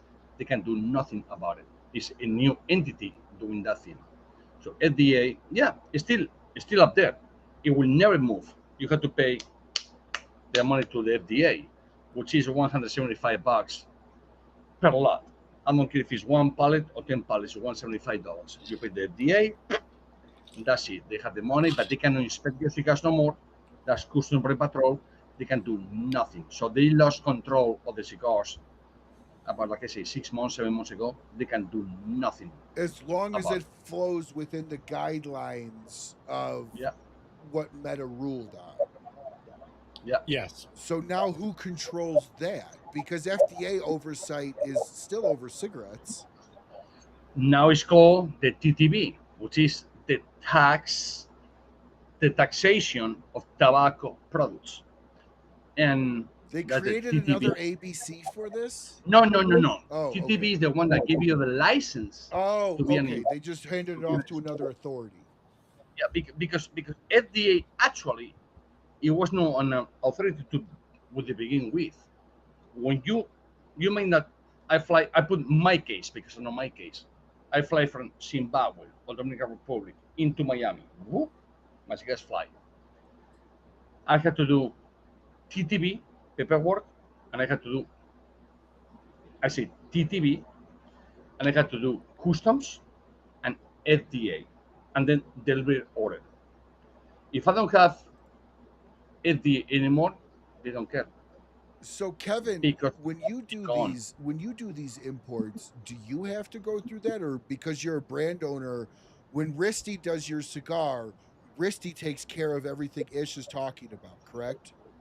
Yeah, and so whoever I import that takes care of all of that. Be it Ram at Artista Cigars in Miami, you know, like I said, he just gives me, you know, I just get a bill, you know, like, hey, pay this bill. He takes care of all But is of it that. itemized out for you to actually be angry with? Oh yeah, you know, like my last, you know, my last cigar, you know, done by Cavalier.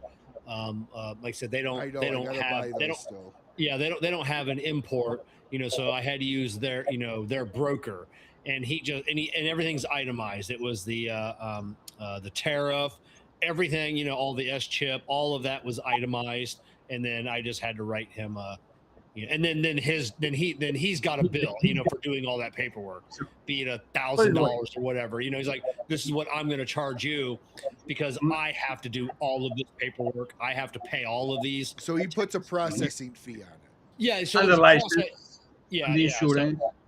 So he puts that fee, which I got to pay. He doesn't upcharge S chip. He doesn't upcharge the tariff. You know, he's not like adding 10%. Sure. You know, and then the final line item is, this is my fee for doing this for you. So let me ask you, Kevin, real quick-ish. Let me ask you, Kevin, when you're looking at all this, are you oh shoot, my question just literally left my head. You see? Are you like,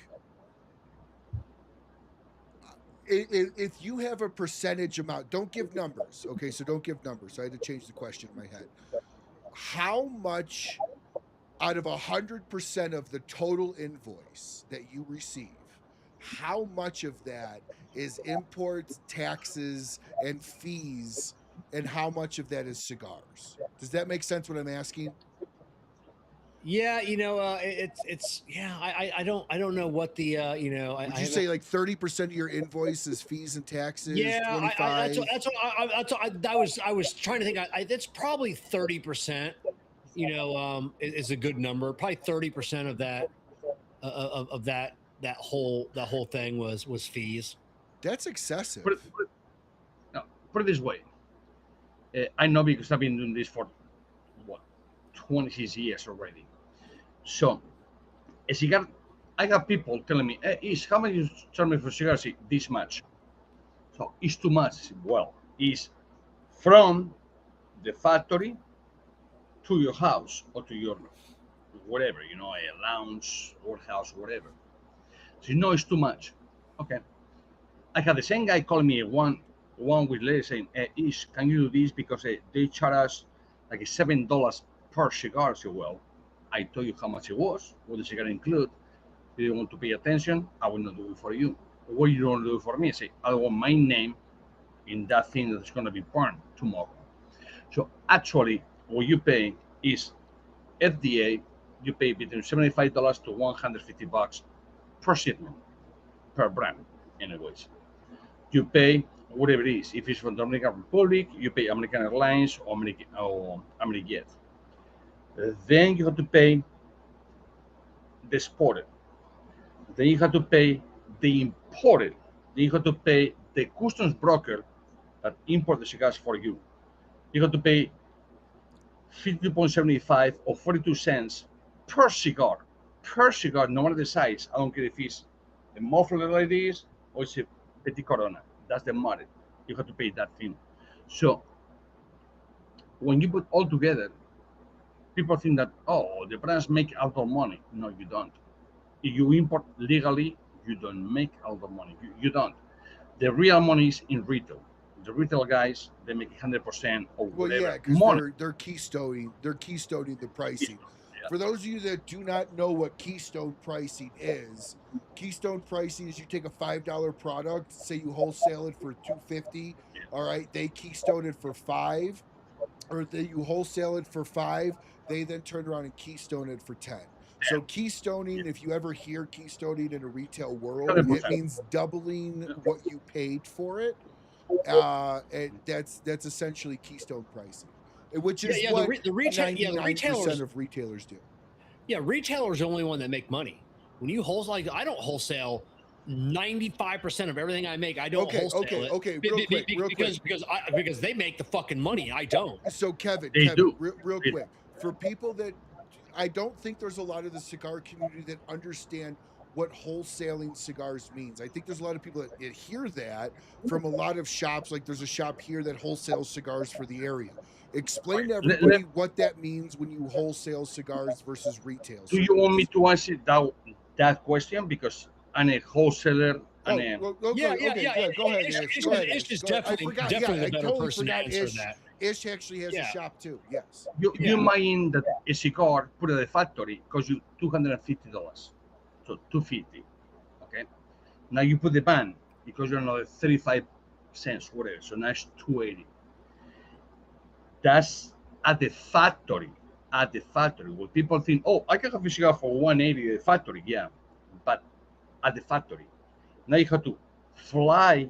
So everyone, when he says 180, he's talking about $1.80 and $2.50, not 250. I just wanted to make that clear. Yeah, so it's 180 to 225 at the factory. You go yourself with suitcase and you pick it up.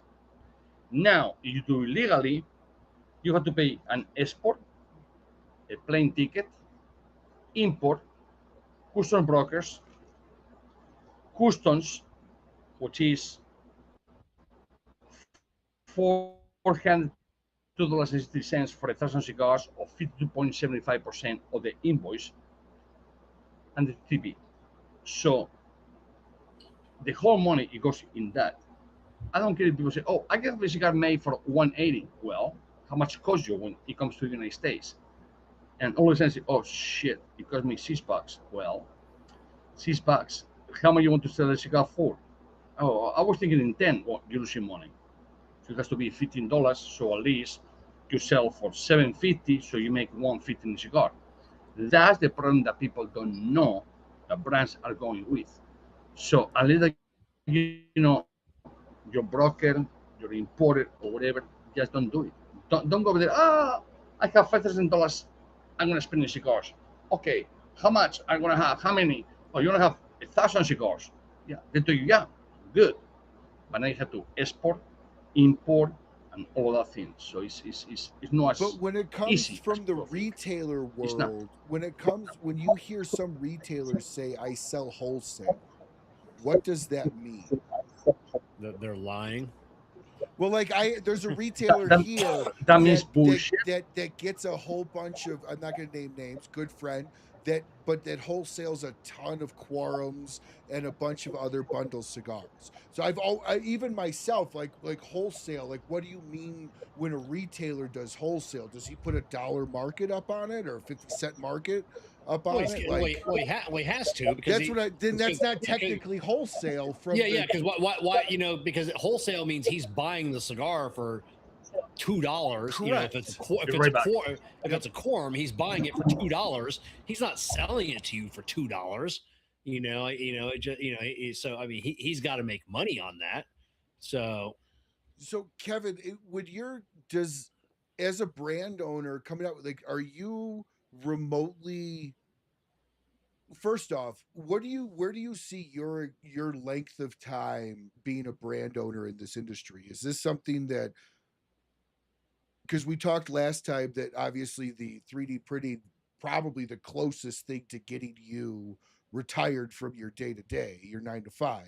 So where do you see yourself within the brand ownership? How far and deep do you want to go? No, not very. I mean, we'll have, you know, one or two core brands or blends, and that's all we'll have. You know, I'm never going to be, you know, 6, 8, 10 brands, different Vitolas. I have no interest in that. You know, I still, I mean, I sell a lot more bleed tools and other accessories and the 3D printed stuff. You know, it's just one of those things that, like every cigar smoker, you know, they want their own cigar, and they want to be like, hey, you know, I have my own cigar, and that's just it's a machismo thing. Like, hey, I got my own cigar, you don't. I'm better than you, you know. But you know, and that's not the case. But that's it, you know, and that's what it is. So let me go ahead. Sorry, go ahead. Didn't mean to interrupt. No, go ahead. I was just saying, I've always been curious. How far from the iteration of the concept of your first cigar until it actually was sold? It's for me, it's quick because I'm not a blender. your first cigar. Like was that a long process for that first release? Was it years of testing and doing that, or was it a relatively quick experience for you? 6 months.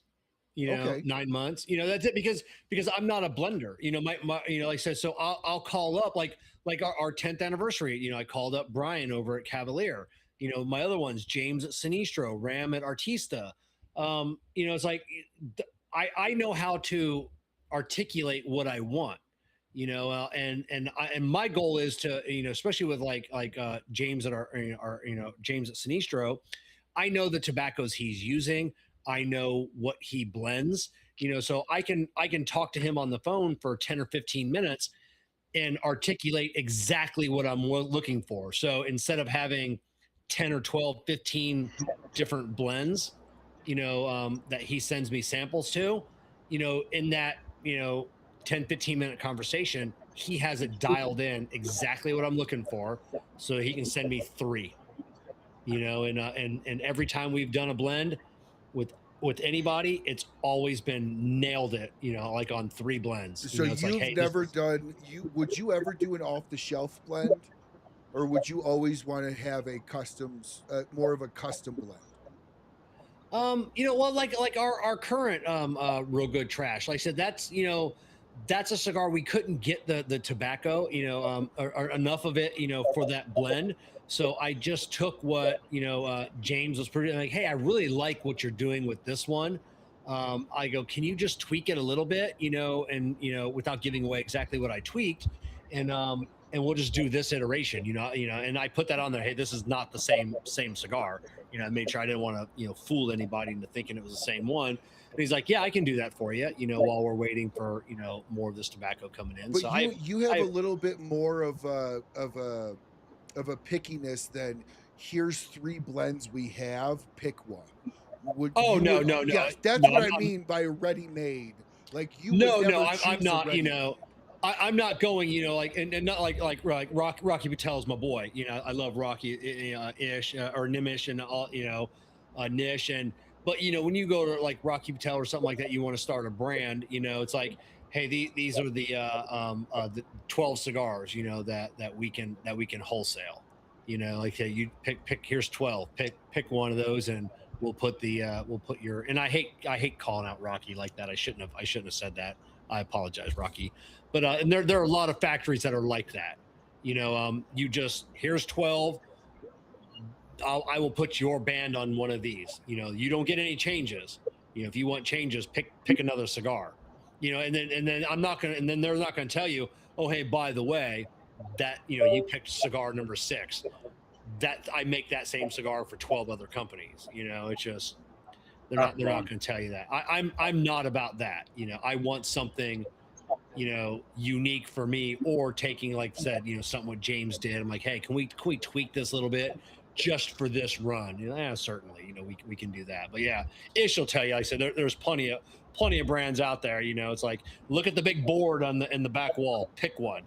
And then or as I said, I'll send you I'll send you a bundle of all 12, pick which one you want. You can't change. You can't change anything.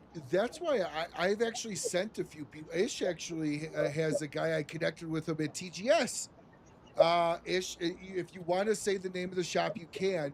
But it just so happened the guy was from Transylvania, right? Yes. Yep. He was from Transylvania at TGS 3 years ago. From Transylvania. Yep. What the fuck? And Ish makes a cigar with Transylvanian tobacco, so we set him up with Ish.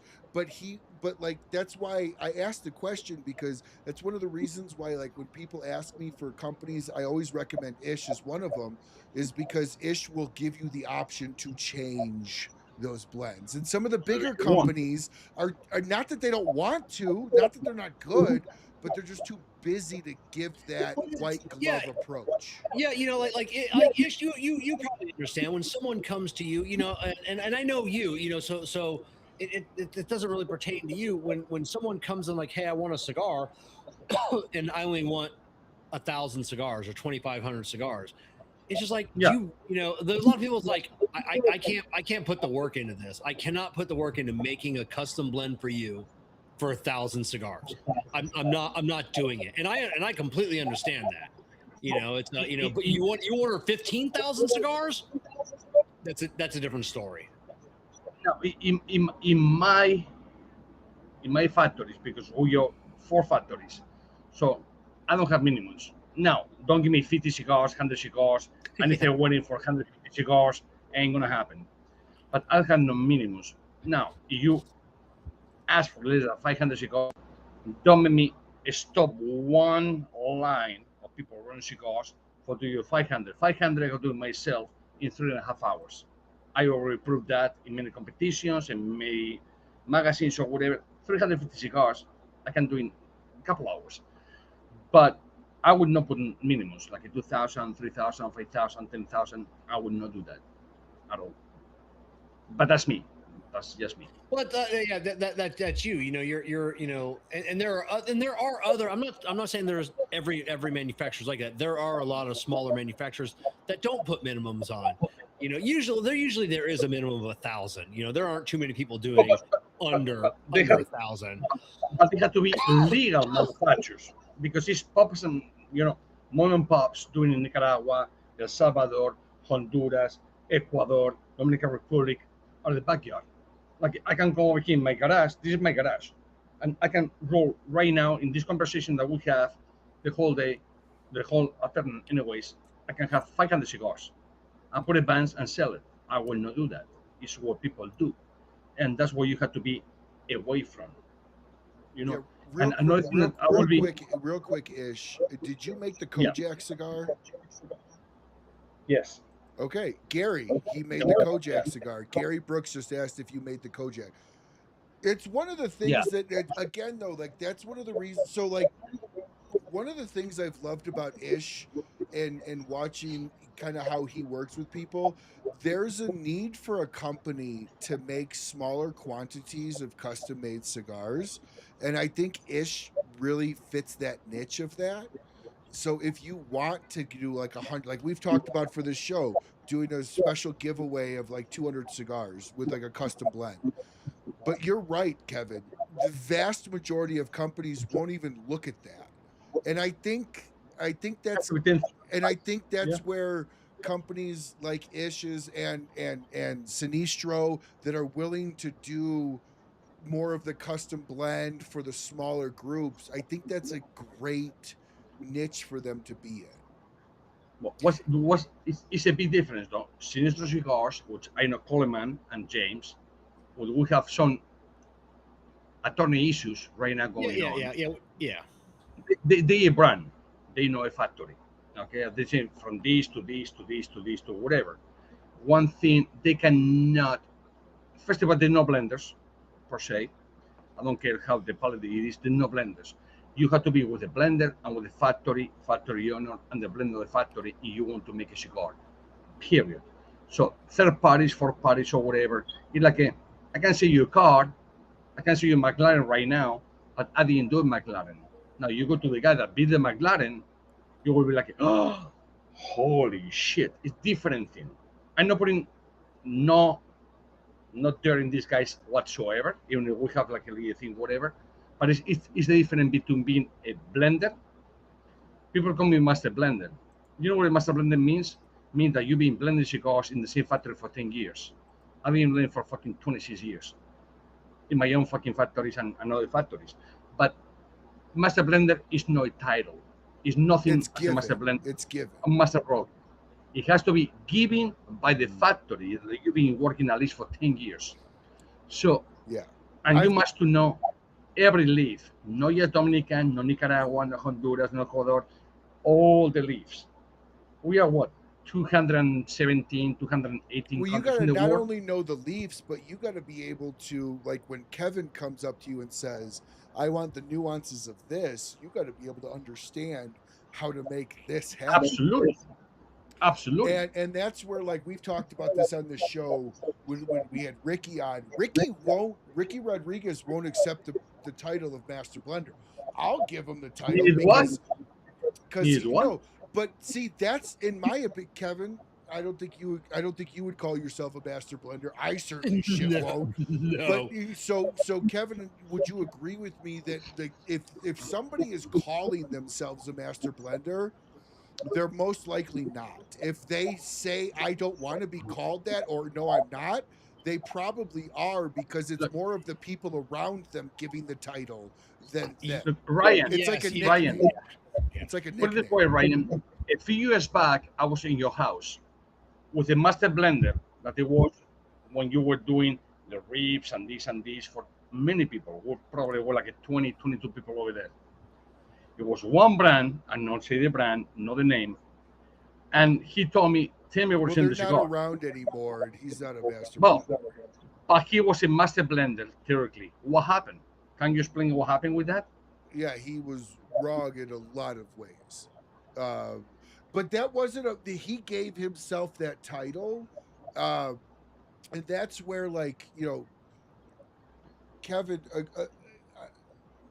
when you hear master blender and you hear somebody that was given the title, or somebody that took the title, what is your first impression as somebody heavy in the cigar community that's talking to somebody that took the title versus given the title? What is kind of your thoughts? Yeah, you know, I've interviewed a lot of people. Does that make sense? It does. You know, I've interviewed a lot of people that called themselves a master, and I got friends, and I got to tread carefully here, you know, that have given themselves, and that's how they introduce themselves. Oh, hey, I'm so-and-so. I'm the master blender for. When I hear that, you know, man, I said, it's just like, God, I don't like that. You know, it's like, you know, hey, I make cigars, you know, and, you know, like Hirochi Rabina. I don't know if you'll ever hear Hirochi call himself a master blender, you know, even though he's been doing tobacco since he's fucking 5 years old, you know, in Cuba, you know, but he's just like, yeah, they'll always say, like, I make cigars, you know, like who blends the cigars? Yeah, you know, I blend them, but but they'll never use that term. Like when you're I don't know of I would say a real master blender. I agree. They almost shy away. They despise the term. They do. Like when you're the master blender for this company. Like, yeah, like, can you please not call me that? Yeah, no, I agree with you. I hardly ever hear Ish call himself a master blender, other than like terminology wise.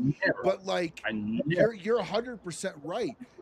And it's kind of like the old adage: the quietest guy in the room is actually the guy to fear versus the loudmouth.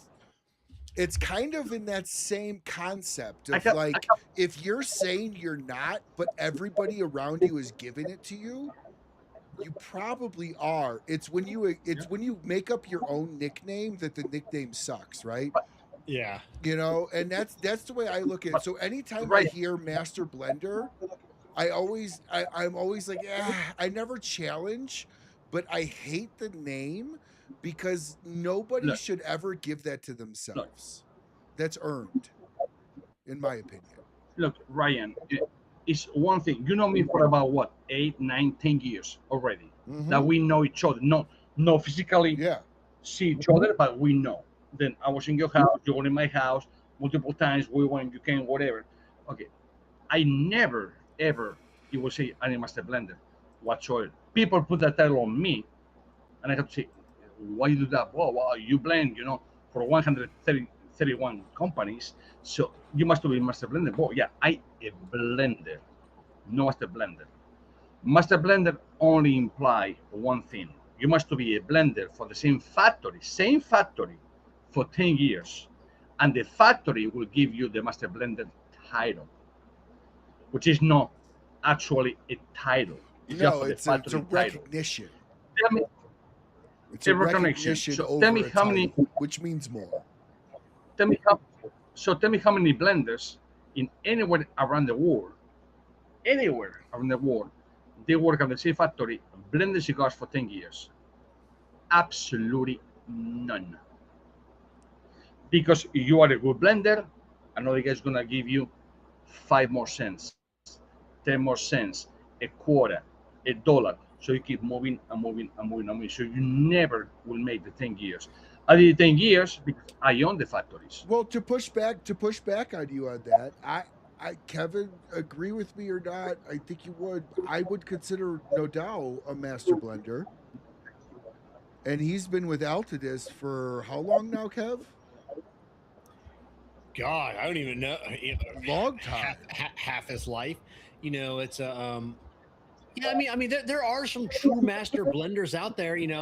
I don't know enough about Rafael Nodal and like what he does in the factory. Is he the master blender? Does he come up with like an idea? I don't know. That's why I was and then he passes it along like, hey, I've got this, and then someone else blends it, and then for his approval. So I mean, I love Rafael. He's a great guy. I've met him a couple times. Oh, very nice. I just don't know enough about him. I would say Don Pepin. Pepin's probably would be considered a master blender, but I don't know enough about Don Pepin either. Is Carlito Fuente a master blender? I don't. No. Yeah. No. I don't know. Okay, it's only. Okay, tell me 3. And this live, I shouldn't say it, but I want to say it. Tell me 3 people that own factories, they blenders, they rollers, and they sell cigars. It's only 3 names in the whole freaking industry. Only 3. Who? And it's no Padron, it's not Trofuente, it's no whatever. It's only 3. Hochi? 3. Is no, Hochi what? Not Hochi. Well, no. Who?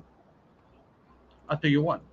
A.J. Fernandez, Yeah. Karen Berger, and myself.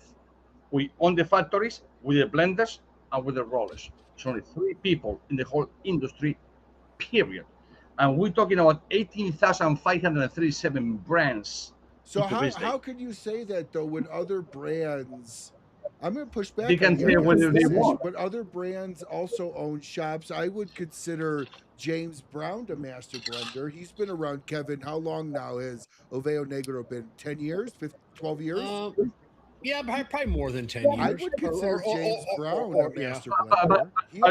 But again, they own. Okay. Owning a hospital doesn't make you a doctor. Owning a mechanic shop doesn't make you a mechanic. That means that you the owner. Doesn't make you a, Okay, so let me ask this. So, would you consider Steve Saka a master blender? I personally would. That he blends his own cigars for his company. He's not buying cigars made. Well, me talking conversation with him, and you and I, you see when I introduce myself how fast he run us to another table when you give him the bacon cigar that we have, the MRE. Yeah, might blend something. He's a master blender? Absolutely not. And I see him over here publicly. Absolutely not. And he probably is the most negative guy in the whole industry.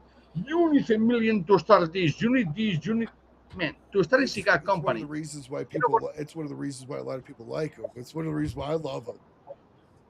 You know what? He's negative as fuck. But so, okay. But again, though, so what you're essentially saying, though, Ish, is in order to be a master blender, you have to be an owner of a factory. And no. You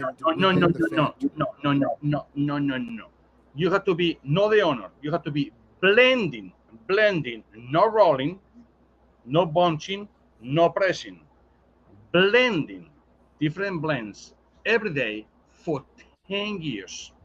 But like I would consider Pete Johnson a master blender from Tatuaje. For what? Because he's been blending Tatuaje cigars since 2005? 2006, somewhere in there? So you tell me that he picked up the leaves, put it himself, press. Well, he's married into the family at this point, so I would think he would be. Don't you, Kev? No. I'm trying to get Kevin in here to give his opinion too. Please wait. Pete's my boy. I'm not giving an opinion on that. I tell you, and Pete Johnson and I will have a big fight, you guys know, for the coffin or whatever, yes. which I will win, and I talk in social media, I will win all day, and I will be laughing to the courthouse and laughing in my way out, because he just have a trademark of something that's a trade. I have a coffin as an actual human coffin is patent in the country I made the cigars, so he cannot touch me whatsoever. But we have a confrontation, whatever. We talk in person, and I say, you know what? I will give you. I have so many boxes, and I talk in 100, 200, 300, 500. I don't know how many, and I will stop. I still have some boxes, and I will sell, and there's nothing he can do about it because I have the patent, no trademark. So if I was an asshole, I would say, you know what? I stop you right there. You have a trademark, I have the patent.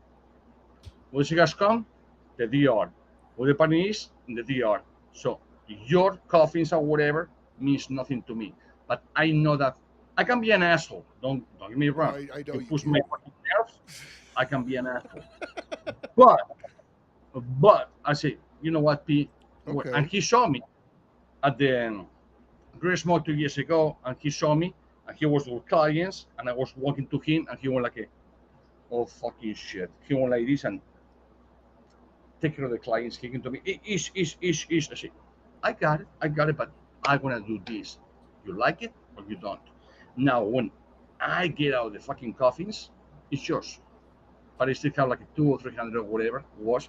To this day, I have like a 25, and I will sell it.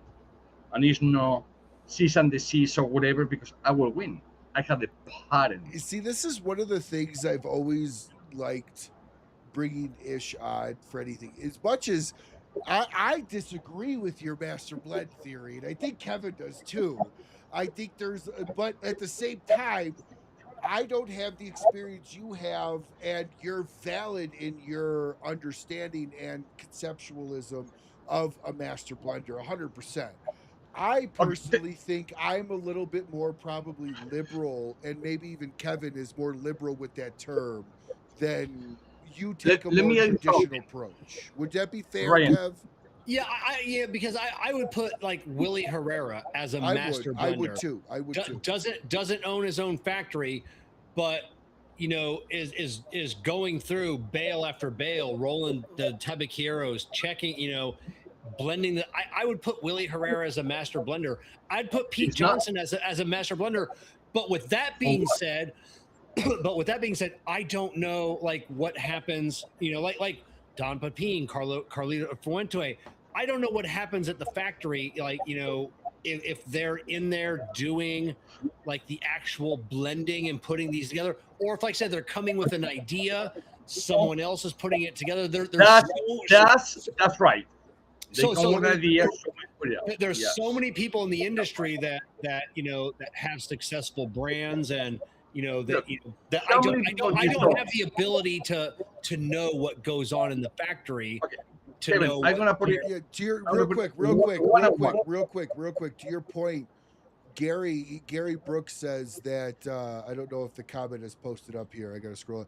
Gary Brooks says that Saka only allows one other guy to blend his league. Yeah, that was a stolen valor. And or the Richard unstolen Beard valor. even says that he isn't blending. He has a blender that Saka more picks the blends that he wants than necessarily blends. And I don't know if that's true or not. You're talking about Steve Saka, that he calls his premium cigar with pipe tobacco. Well, I'm sorry. You I'm manipulate sorry. The a cigar. Stillwell is one of the greatest cigars, in not. my opinion. I fucking love it. You know. But I'm a pipe smoker too, so But- I'm a big fan. So do I. So do I. But I call things by the name. If I eat salmon, it's salmon. I say it's salmon with a taste of ribeye. It's not. It's not. It's a salmon. So you I ain't think a a fucking Stillwell ribeye. Star should be more promoted as a short long filler than long filler? Absolutely is. Yeah. Kevin, do you think that's fair? It should be promoted more as short long, with the considering tobacco from a pipe is short? I don't. Absolutely. I honestly don't know. You know how that, because it is like I said, pipe tobacco. Like, I think he said it's like 5 grams Yeah, sprinkled it's a in. pipe tobacco core. Yeah, you know, and it's not a whole lot. So I don't know. That's a weird one for me. I mean, I'd almost consider that a premium cigar, but I don't know. You know, it's you know, because if you're adding short-bill pipe tobacco, I see where you could go on both sides of that. Not only that, Kevin, tell me one pipe tobacco that is not aromatic or flavor. Tell me just one. Oh, one brand. Carolina Red. Perique. Perique is not flavored. I would say Perique. Perique's not flavored. Any of the Perique- Carolinas. Red Carolina. Well, Perique's flavored with smoke. No. You know, Shannon. Please Perique flavor. is Oh no, Perique You is have not to- flavored with smoke. Perique is made under pressure in a Oh, in a container. Perique is the Perique is the process. Yeah, Yes. Perique is the process. Any Carolina Yeah. Red could be Perique. It's just how Yeah. it's finished. But the no, actual- I don't think there's any pipe tobacco that's naturally It's not aromatic infused. unless it's a Kentucky fire cured. Then you could say that's an Which aromatic. is already aromatic. It's 5 cure, so you just put something that is gonna smell and taste like a no tobacco. So actually, Kentucky 5 cure is not a premium cigar. Period. It's not. But It's just so crazy, the nuances of this stuff, and that's why I'm really glad that we're talking about this. Let's see. Gary just said pipe tobacco cigars were his personally his pleasure for years. The fans begged him to release them. He knows. Yeah, I'm not debating that, Gary. Listen, the Stillwell series, literally. I'll be honest with everybody. The first holiday, which was the 2022 Stillwell release, literally brought me to tears smoking that cigar. And I remember specifically calling Steve Saka, thanking him for making that, because there's nothing else in that cigar that should have reminded me of my grandfather, my granddad, who smoked pipes my entire life, smoked London Dock. But something in the specific holiday 2022 literally made me feel like I was 7 years old again, watching my granddad smoke a pipe. You probably didn't watch it, Ryan. Go on my YouTube channel, Ryan. It's like the 3rd video that I just posted up, and it's talking about the new Stillwell and the aromatic. Yes.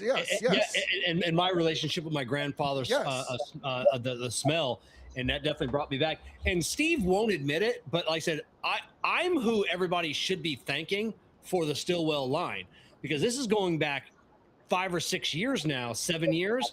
You know, talking with Steve at an event, we were rolling little Tabacero events at Corona, and he was talking about that. You know, because I think I brought up pipe tobacco, and I used to smoke a pipe tobacco cigar by Thompson. And then he had mentioned, you know, for years he'd been, you know, that's what he smokes. He has them sprinkled in. Steve used to cut the cubes of the cigar tobacco and put it in the pipe. Yeah, so I believe I convinced him that night, because nobody would ever buy this, and I go, everybody will buy this cigar. You need to make that cigar. So I believe everybody should be thanking me for that, and I believe I should be getting some kind of royalty from Steve Saka for that whole idea. Well, but you should have did the triple Maduro deal that Abe did. Yeah. No, but you know, here's kind of the culmination of the last 30 minutes. Master blenders are nobody that take the name.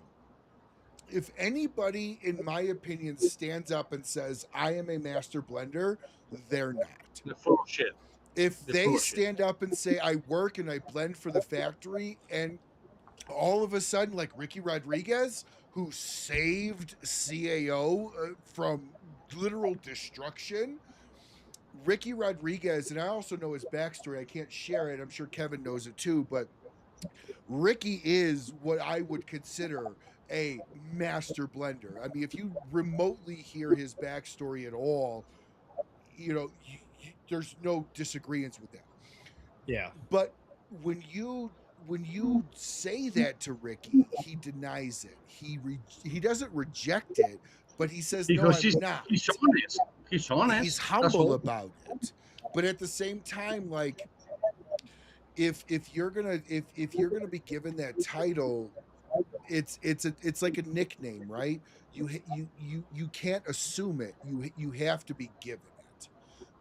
And that's really the culmination of the last half hour of discussion. Is some people consider this person, and again, I like this discussion because it goes to show that, you can think somebody is a master blender because you love their cigars, and it's really what you feel you want to give that person. Now, if you know that person buys cigars that are pre-rolled and doesn't do what Kevin does, which is why I wanted to touch on what Kevin does, is Kevin takes a blend, tweaks it, makes it his, and then that's his blend. It's a custom blend. He doesn't just choose.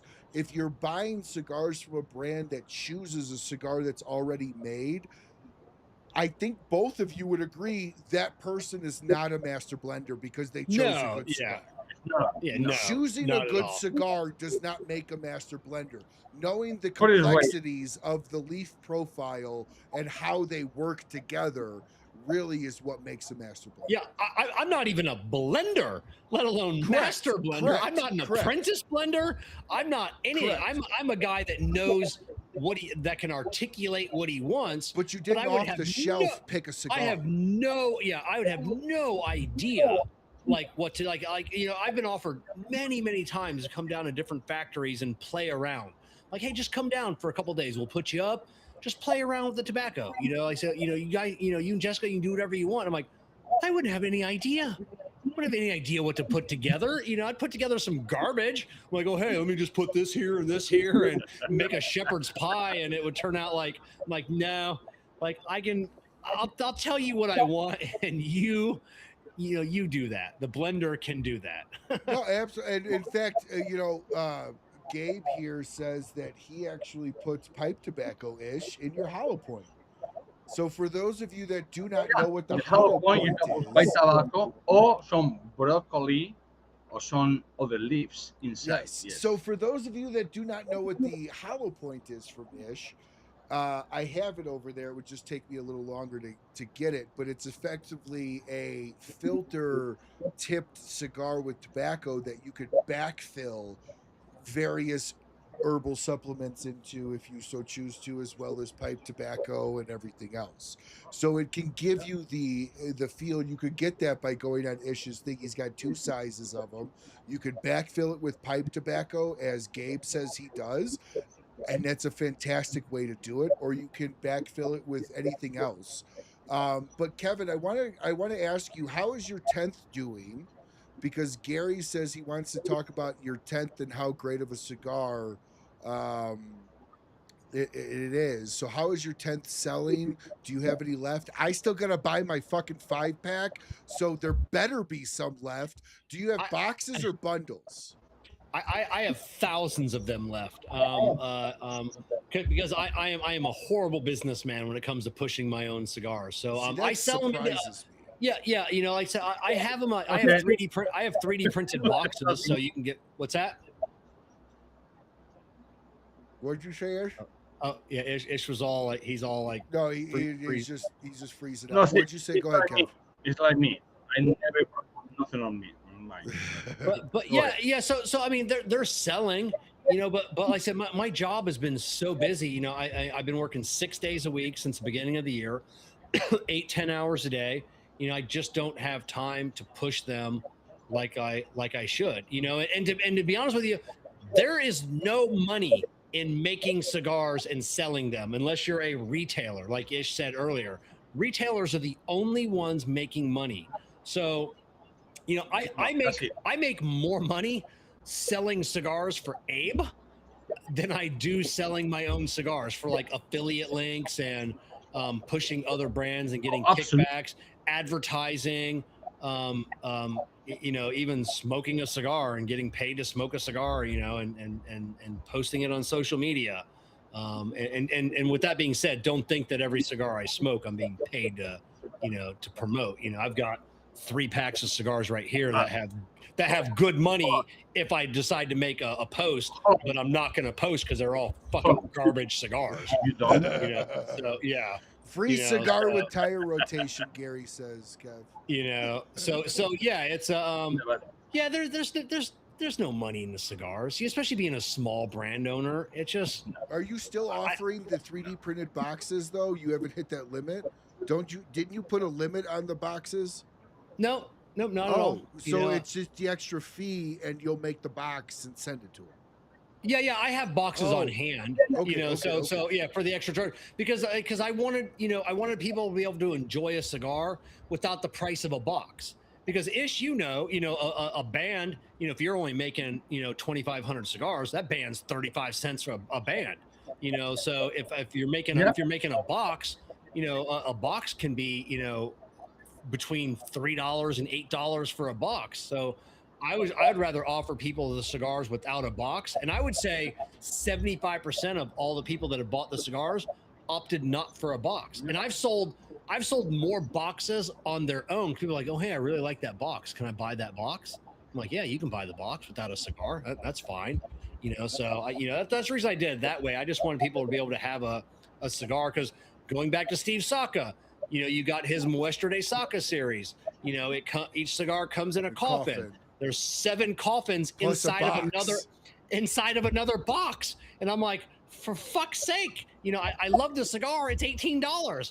How about this? Sell me the cigar for $12. You know, and don't give me 2 boxes. You know, so I state that's over 20.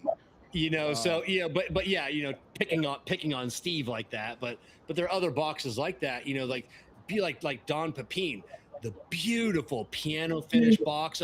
Rocky Patel has the same white box, actual gold plated hinges, beautiful piano finish. And it's like, Buck, I mean, I know you're making your own boxes, but that box was still $10-12, you know, had to have been on your call, you know, so yeah, minimum. Yeah.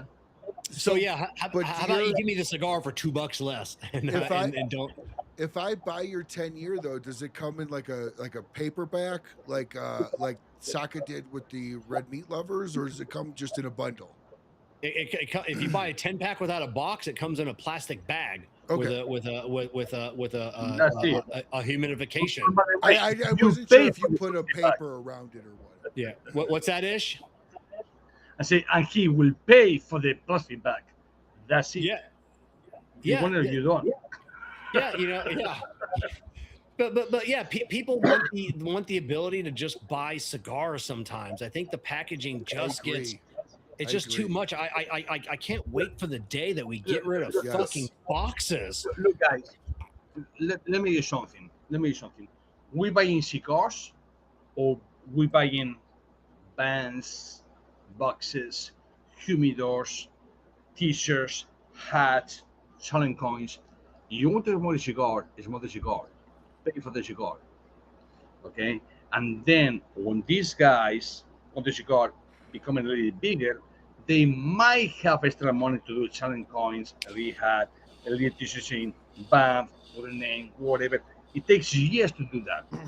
So when people try to do the whole thing at the same time, they will never make it, and they will not.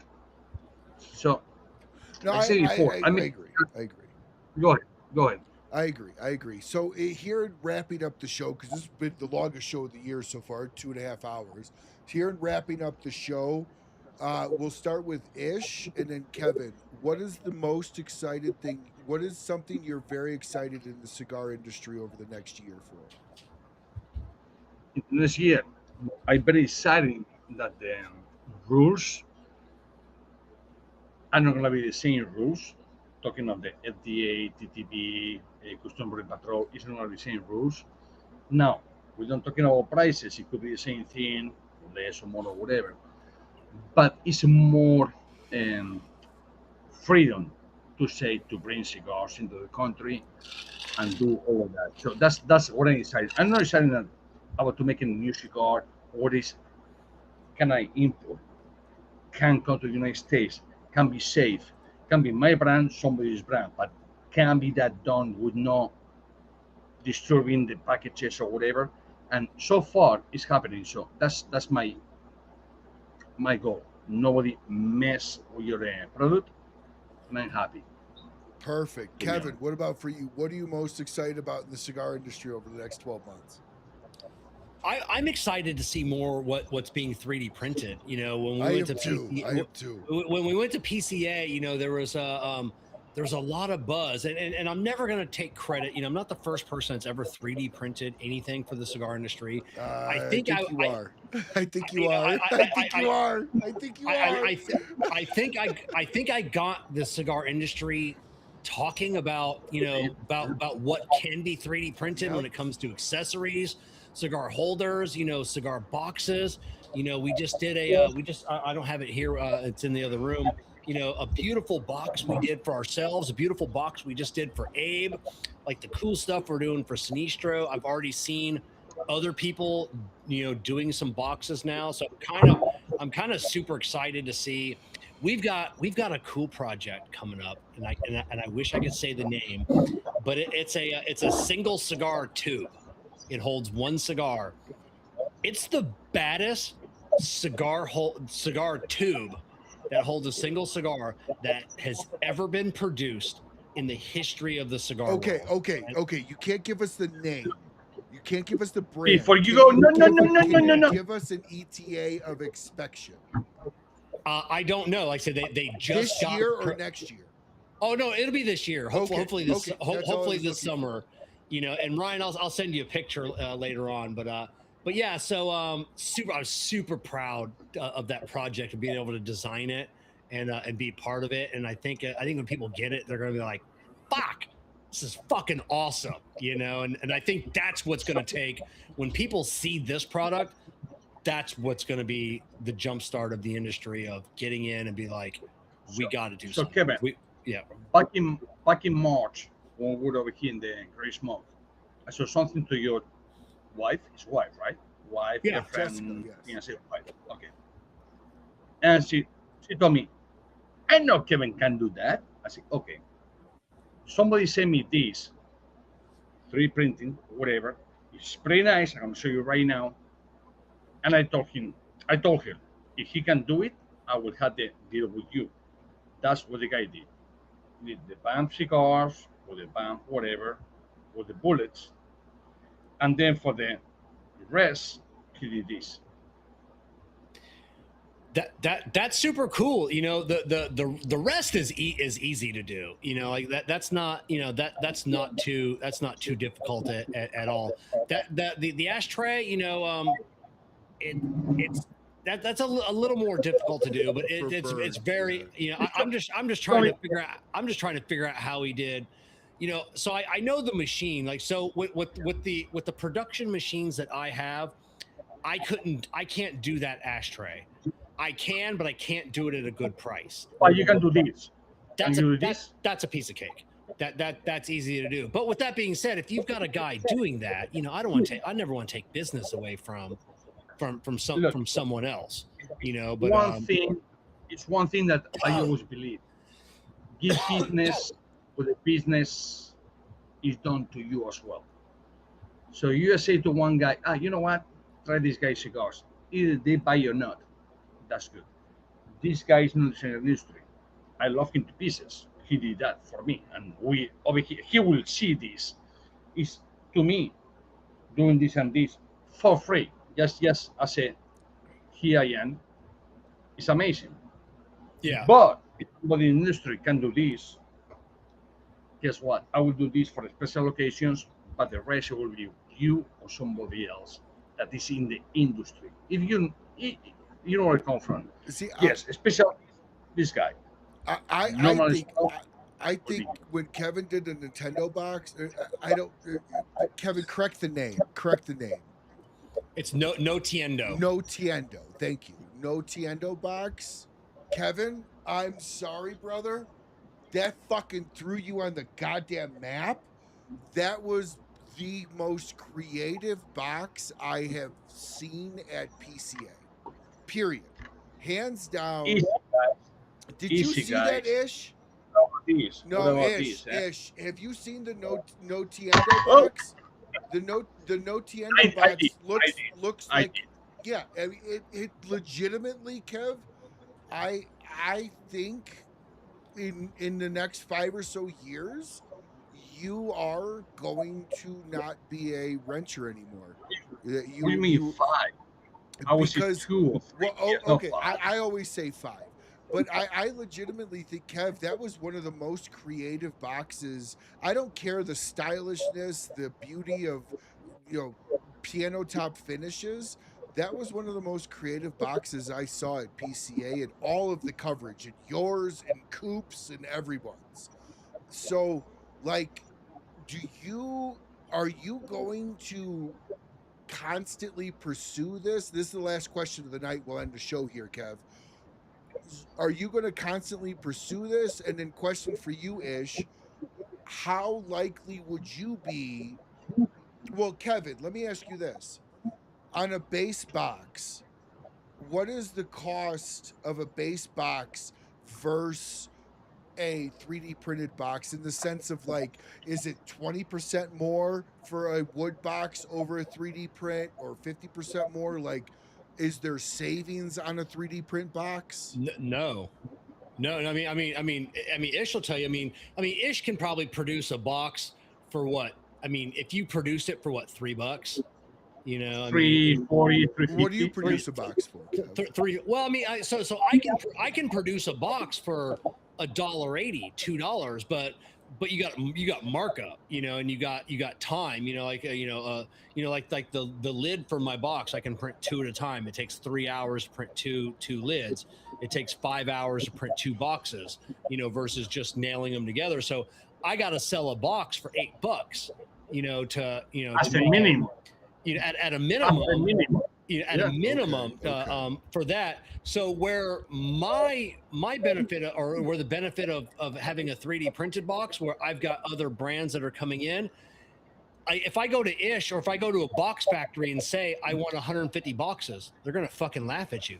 150 boxes, get the fuck out of here. I'm not making 150 boxes. I don't care who you are. Ish maybe he can do those smaller runs, but you know, no box factory is making you 150 boxes.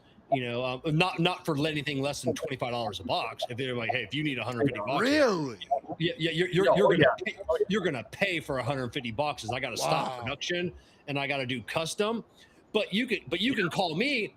I can make you 25 boxes for $8. You know, so people are like, oh, I can get a custom box with my logo on it for $10, and I can only order 50 of them or 25. Yeah, it's a fucking no-brainer. Let me ask you a question then, Kev. If instead of the 25, I want 8, in 3D printing speak, does that mean it gets less the more I order? No, I mean that you pay more. Or does $8? Does 100 boxes still equate to $8 the way 25 so it may go to, like, if you only want 100 boxes, it may be $8.50. If you want from 101 boxes to 250, I may knock 50 cents off, you know, because it's all volume. You know, I mean, the more you produce, you know, it's everything, cigars, whatever. Smaller, you know, bulk making pricing discount. Yeah, it's volume brand. You're never, if you ordered 500 boxes, you know, you're not going to get them at 5. I may be able to get you down to, you know, 725. You know, but it'll never go below that. You know, so I mean, it's just because there's still time. Okay, so Kevin, Richard Beard says that mystery box thing that he got from you was badass. Oh, that was the Lego Sasquatch that I did. Yes. So that was badass. That was badass. So, well, guys, this has been literally the longest show in the career of this show, or I should say the life of this show, at 2 hours and 45 minutes. So This was great. You guys gave a lot of insider information and understanding, as well as there's some disagreements here, and that's what I love. So thank you both very, very much for being part of Jeopardy. Ish didn't fully understand Jeopardy. That's my fault.